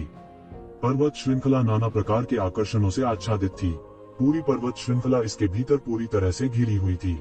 बहती हुई रोशनी झिलमिला उठी और एक विशाल मोहरबंद दुनिया बन गई। महिला अधिकारी द्वारा सील किए गए बैरियर को खोलने के बाद जिस क्षण सभी ने प्रवेश किया, उन्हें तुरंत आकाश को ढंकने वाली और पृथ्वी को ढंकने वाली एक भयानक ज्वाला महसूस हुई, जैसे कि वह पूरी दुनिया को जलाना चाहती हो। कई लोगों को गाद से पकड़ा गया था। उनके शरीर को तुरंत आग लगा दी गई। वे लगातार दर्द से कराह रहे थे। कई विशाल अपशकुन जानवर जमीन पर लौट रहे थे। दुनिया भी कांप रही थी। येज़ेवेन की दिव्यता एक पल में अपने आप उठी और उसे अपने में घेर लिया। यह ज्वाला उसका कुछ नहीं बिगाड़ सकती थी। यह उसकी दिव्यता से जल भी नहीं सकता था। लेकिन फिर भी येज़ेवेन दिव्यता के माध्यम से इन लपटों की गर्मी को अभी भी महसूस कर सकती थी। यह बहुत भयानक था। महिला अधिकारी की नजर नीचे की ओर झुकी और उसने येज़ेवेन की तरफ देखा। यह देखकर कि उसने आग की लपटों को आसानी से रोक दिया था, उसकी आंखों में थोड़ा आश्चर्य था, लेकिन यह केवल थोड़ा आश्चर्य था और कुछ नहीं। उसने फिर ठंडे स्वर में कहा, निर्वाण तालाब अंदर है, कृपया मेरे साथ आओ। इतना कहकर महिला अधिकारी आग के समंदर में गायब हो गई। हालांकि इस समय बहुत से लोग खेदजनक स्थिति में थे, फिर भी कोई दूसरा रास्ता नहीं था क्योंकि चीजें इस बिंदु पर आ गई थीं। वे केवल सीधे ही भाग सकते थे। ये लपटें बेहद भयानक थीं। वे नॉन-अमिंग फायर थे। यहाँ तक कुछ म्यूटेंट जो आग की लपटों में पैदा हुए थे और आग की लपटों को भस्म कर सकते थे, जैसे कि यह उनकी दिनचर्या थी, गर्मी से चिल्ला रहे थे, अकेले दूसरे म्यूटेंट को छोड़ दें। उन्होंने आग की लपटों का विरोध करने के लिए अपने भौतिक शरीर का उपयोग करने का साहस नहीं किया। उन्होंने खुद को बचाने के लिए सभी प्रकार के अनुष्ठान किए और फिर ये फुटियन का अनुसरण किया। केवल एओशिबा, किनली और येज़ेवेन ही इस तरह की लपटों में स्वतंत्र रूप से घूम सकते थे। उनमें से एओशिबा और किनली ने अपनी गहन मार्शल शक्ति पर भरोसा किया, जो आग की लपटों का विरोध करने के लिए सबसे परे था। केवल येज़ेवेन अपने शरीर के साथ नॉन-अमिंग पौराणिक आग में चले गए, जैसे कि उन्हें बिल्कुल भी परवाह नहीं थी। इसने जल्द ही सबका ध्यान अपनी ओर खींच लिया। हालांकि येज़ेवेन ने एओशिबा और किनली की तरह रहस्यमय दायरे में प्रवेश नहीं किया था, फिर भी कई लोगों ने अपने दिल में उसके प्रदर्शन को याद किया और उसे एक खतरनाक लक्ष्य के रूप में सूचीबद्ध किया। हालांकि येज़ेवेन ने अब परवाह नहीं की। उसने पिछले 3 दिनों में इसके बारे में सोचा था। वह एक लो प्रोफाइल रखना चाहता था, लेकिन उसे डर था कि ऐसे लोग होंगे जो उसे लो प्रोफाइल नहीं रहने देंगे। उस स्थिति में वह एक उच्च प्रोफाइल रख सकता है और बस उन लोगों के अनुरूप हो सकता है। आग की लपटें आकाश में धधक उठी, जिससे आग की लपटों की दुनिया बन गई। सबका हृदय नगाड़े की तरह धड़कने लगा। यह जगह पहले से ही काफी डरावनी थी। अकेले निर्वाण तालाब चलो, इस महिला अधिकारी ने कहा था कि प्राचीन फीनिक्स क्षेत्र में पिछली पीढ़ियों में बड़ी संख्या में उत्कृष्ट व्यक्तियों की दुखद मृत्यु हो गई थी। शायद वह सिर्फ उन्हें डराने की कोशिश नहीं कर रही थी। हालांकि चूंकि वे पहले ही यहाँ आ चुके थे, स्वाभाविक रूप से उनके पास हार मानने का कोई कारण नहीं था। उन्होंने दांत पीसकर पीछा किया।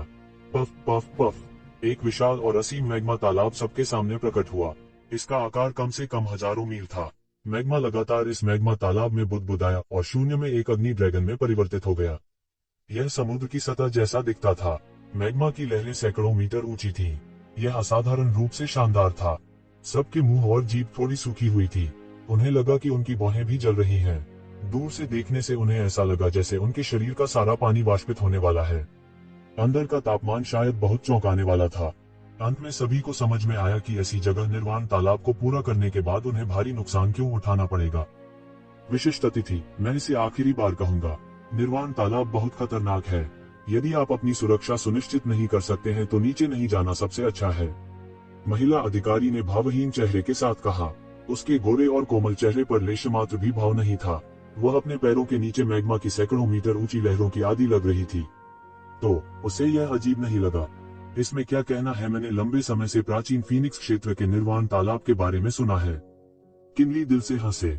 उनका पूरा शरीर गर्म हवा के विपरीत एक जलते हुए आदमी में बदल गया था। बोलते ही उन्होंने मैग्मा में डुबकी लगा दी।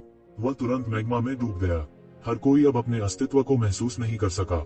ऐसे तपते वातावरण में तो दिव्य अनुभूति भी क्षण भर में लुप्त हो जाती। कुछ नहीं बचेगा। हम्फ। एओशिबा ने ठंडेपन से सूंघा। वह सुनहरी रोशनी से बाहर निकला और एक सुनहरे ड्रैगन में बदल गया। फिर वह निर्वाण तालाब में चला गया। एओशिबा के भी अंदर आने के बाद सभी ने एक दूसरे की तरफ देखा। वे गहरे दायरे में नहीं थे, इसलिए वे अन्य दो की तरह लापरवाह नहीं हो सकते थे। निर्वाण पूल के ऊपर खड़े होने से ही उन्हें ऐसा लगने लगा था कि उनकी भौहों में आग लग गई है। सांस लेने में भी ऐसा लग रहा था जैसे वे आग उगलने जा रहे हों। सभी के पसीने छूट रहे थे, जो पल भर में सूख गए। हम तुम का है, हाइवुया ने उपहास किया। उसके सिर के ऊपर एक नीले रंग की पानी की बूंद दिखाई दी, जिसने उसके पूरे शरीर को ढक दिया। उसकी रक्षा के लिए जलवाष्प फैल गया। आकाश में लपटों का समुद्र भी उससे नहीं जल सकता था। प्लॉप। इतना कहने के बाद जोरदार टक्कर की आवाज सुनाई दी। हाइवुया माउंट ताई की गति के साथ नीचे गिरा। एक पल में निर्वाण पूल ने लावा की एक विशाल लहर को उड़ा दिया जो हजारों मीटर ऊंची थी। इस समय प्राचीन उजाड़ की विभिन्न ताकतों के नेताओं ने एक दूसरे को देखा, फिर हाइवुया का पीछा किया और नीचे उतरे। वे पहले से ही शिखर तक विकसित हो चुके थे और यह गहन दायरे में प्रवेश करने का उनका एकमात्र मौका हो सकता है। प्राचीन उजाड़ युग की वर्तमान स्थिति के साथ किसी भी गहन दायरे के विशेषज्ञ का उनके कबीले के लिए एक असाधारण अर्थ होगा। रसातल शैतान भगवान द्वारा लाए गए दबाव का सामना करते हुए न केवल मानव जाति विलुप्त होने के खतरे में थी, बल्कि वे किसी भी तरह से बेहतर नहीं थे। यदि यह इस तथ्य के लिए नहीं था कि डेविल रेस मुख्य रूप से मानव जाति पर अपने हमलों को समायोजित और केंद्रित कर रही थी, तो उनके पास इतना इत्मीनान का अवसर नहीं होगा। वे अच्छी तरह जानते थे कि दोनों पक्षों के बीच कभी भी टक्कर हो सकती है। यह पहले से ही कुछ ऐसा था जिसे टाला नहीं जा सकता था। थोड़े समय में उनके लिए गहरे दायरे में प्रवेश करने का एकमात्र मौका यह निर्वाण पूल था। हालांकि जब हर कोई अभी भी हिचकिचा रहा था, तो उन्होंने देखा कि एक तेज पंजा सीधे मैग्मा पूल से बाहर निकल रहा है। मौके पर प्राचीन उजाड़ क्षेत्र के एक विशेषज्ञ को मौत के घाट उतार दिया गया। फिर मैग्मा में वह कोयले के ढेर में बदल गया। यह क्या चल रहा है? हर कोई इस दृश्य को हैरानी से देख रहा था। फिर उन्होंने महिला अधिकारी की ओर देखा। न जाने क्या हो रहा था। हर कोई, घबराने की कोई जरूरत नहीं है। यह अज्ञात है कि पिछली पीढ़ियों में हमारे प्राचीन फीनिक्स क्षेत्र के कितने नायक निर्वाण पूल में मारे गए हैं। उनकी तामसिक आत्माओं को बुझाया नहीं जा सकता है, इसलिए सभी को अतिरिक्त सावधान रहना चाहिए। महिला अधिकारी कहती है, जब तक आप 10 तामसिक आत्माओं को मार सकते हैं, तब तक आप एक दिन और निर्वाण पूल में रह सकते हैं। FCK, यह पता चला है कि वे चाहते हैं कि हम मर जाएं। कोई आश्चर्य नहीं कि इतनी अच्छी चीज ने वास्तव में निर्वाण पूल खोल दिया। गड़गड़ाहट वाले जानवर की क्रोधित दहाड़ ने आकाश और पृथ्वी को हिला दिया और गड़गड़ाहट और बिजली की शक्ति फैल गई। यह सही है, जैसा मैंने कहा, निर्वाण पूल प्राचीन फीनिक्स क्षेत्र का एक रहस्य है। यहाँ तक प्राचीन फीनिक्स क्षेत्र के भीतर भी बहुत कम लोग हैं जिनके पास इसमें प्रवेश करने की योग्यता है। वे अचानक इसे हमारे लिए क्यों खोलेंगे? तो यह पता चला कि ऐसा कोई रहस्य है। यह सही है, यह मूल रूप से हमें मरने के लिए कह रहा है। एक के बाद एक भीड़ ने आक्रामक रूप से महिला अधिकारी की निंदा की। उनके चेहरे पर एक उत्तेजित नजर आ रही थी। हालांकि महिला अधिकारी के चेहरे पर अब भी कोई भाव नहीं था। वह न तो जल्दबाजी में बोली और न ही धीमी गति से, विशिष्ट अतिथि, कृपया अधीर न हों, हम आपको पहले ही अंदर के खतरों के बारे में आगाह कर चुके हैं। आप कैसे चुनते हैं यह आपके ऊपर है, हम आपको बाध्य नहीं करेंगे। मेरा मानना कि हर कोई जानता है कि आकाश में मुफ्त लंच जैसी कोई चीज नहीं होती है। इतनी अच्छी बात कैसे हो सकती है? महिला अधिकारी बहुत स्पष्टवादी थी। उसे कुछ छुपाने का इरादा भी नहीं था। यह निर्वाण कुंड मेरी जाति का एक अनमोल खजाना है। हालांकि हर कोई इसे सहन नहीं कर सकता। मेरी जाति के कई प्रतिभाशाली और नायक इसमें दुखद रूप से मर चुके हैं। उनकी मूल आत्माएं हैं, बुझ नहीं गया है और आक्रोशपूर्ण आत्माओं में बदल गया है। हर बार जब कोई प्रवेश करता है तो ये नाराज आत्माएं बाहर आ जाएंगी और शरारतें करेंगी। अब क्रोधी आत्माओं की संख्या काफी बड़ी है। वास्तव में उनमें रहस्यमय क्षेत्र क्रोधी आत्माओं की कोई कमी नहीं है। इस महिला अधिकारी का कुछ भी छुपाने का कोई इरादा नहीं था। इसके बजाय सभी शांत हो गए।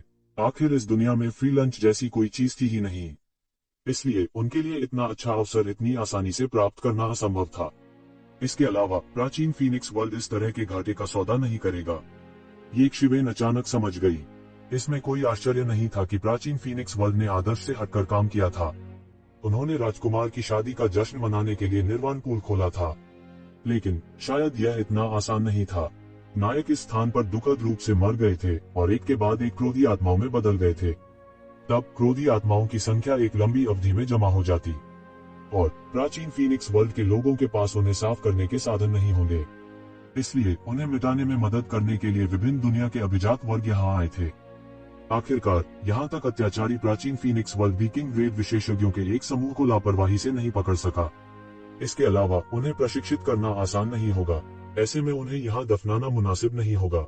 इसके विपरीत यदि निर्वाण पूल उनके लिए खोल दिया जाता है तो विभिन्न दुनिया के अभिजात वर्ग इन नाराज आत्माओं को मिटाने के लिए अपने हाथों का उपयोग कर सकते हैं, और अगर हताहत हुए तो भी प्राचीन फीनिक्स वर्ल्ड शामिल नहीं होगा। इसके अलावा वे इस अवसर का उपयोग विभिन्न दुनियाओं की ताकत को कमजोर करने के लिए भी कर सकते हैं। इसे एक तीर से दो शिकार करना कहा जा सकता है। ये शिवेन यह सोचने के बाद आखिरकार समझ गई। इसमें कोई आश्चर्य की बात नहीं थी कि यह मामला शुरू से अंत तक एक अजीब भावना से भरा हुआ था। सभी ने एक दूसरे को निराशा में देखा। उन्हें नहीं पता था कि क्या करें। अगर वे नीचे उतरे तो यह खतरनाक होगा, हालांकि वे ऐसा करने को तैयार नहीं थे। महिला अधिकारी शांति से किनारे पर खड़ी थी। उसे हर किसी की पसंद की परवाह नहीं थी। ऐसा लग रहा था कि इससे कोई फर्क नहीं पड़ता कि उन्होंने क्या चुनाव किया। उसकी नजर सभी पर पड़ी और एक शिवेन के शरीर पर जा गिरी। ऐसा लग रहा था जैसे वो ये देखने के लिए इंतजार कर रही थी कि एक शिवेन क्या चुनाव करेगी। उसके मुंह के कोने पर एक अर्थपूर्ण मुस्कान दिखाई दी। ये शिवेन ने एक पल के लिए विचार किया और उसी समय निर्णय लिया। प्राचीन वीरानी के नायकों के लिए अपने जीवन काल में रहस्यमय क्षेत्र में प्रवेश करने का यह एकमात्र अवसर हो सकता है। इसलिए उनके पास बाहर जाने के अलावा कोई विकल्प नहीं था। उसके पास और कोई चारा नहीं था। थोड़े समय में उसके लिए रहस्यमय क्षेत्र में प्रवेश करने की यही एकमात्र आशा थी। राजकुमार की शादी जल्द होगी और स्वर्गीय फीनिक्स मैडन की विवाह प्रतियोगिता विवाह के बाद आयोजित की जाएगी। इसके बाद दामाद का चुनाव होगा, चाहे वह उस जानकारी से हो जो उसने पहले प्राप्त की थी या अपने निर्णय से। ये जीवन को डर था कि उसके असली विरोधी ताकतवर होंगे जो पहले से ही रहस्यमय दायरे में प्रवेश कर चुके हैं। वह महज एक किंग ग्रेड विशेषज्ञ थे, इसलिए उसके लिए एक रहस्यमय क्षेत्र के विशेषज्ञ को हराना बिल्कुल असंभव था। केवल रहस्यमय क्षेत्र में प्रवेश करने पर ही उसके पास सब कुछ बाहर जाने का अवसर होगा। उसके पास और कोई चारा नहीं था, कोई दूसरा रास्ता नहीं था। शादी की होड़ में पूरी ताकत लगाने की तुलना में यह इंपीरियल सिटी में जबरन घुसने और हुआ मैंगान को दूर ले जाने से कहीं बेहतर था। वह बस एक मृत अंत होगा, कोई और संभावना नहीं थी। यह सोचकर ये शिवेन ने संकोच नहीं किया। उसने कोई सुरक्षा भी नहीं की और सीधे मैग्मा में कदम रखा। जैसे ही उसने मैग्मा में कदम रखा, उसे अचानक एक अद्भुत गर्मी महसूस हुई जो पागलों की तरह उसके शरीर को जला रही थी। अनगिनत कोशिकाएं एक पल में मर गईं, लेकिन इस समय उनके शरीर में फीनिक्स पुनर्जनन तकनीक सीधे संचालित हुई और उनके शरीर की मरम्मत जारी रही। भयानक दर्द ने ये शिवेन की अभिव्यक्ति को विकृत कर दिया। यह मैग्मा उसकी कल्पना से कहीं अधिक खतरनाक था। कोई और होता तो शायद वे पल भर में चारकोल बन जाते और उनके शरीर का सारा पानी पूरी तरह से वाष्पित हो जाता। बेशक उसके अलावा यह अनुमान लगाया गया था कि कोई और बिना किसी सुरक्षा के मैग्मा में नहीं जाएगा।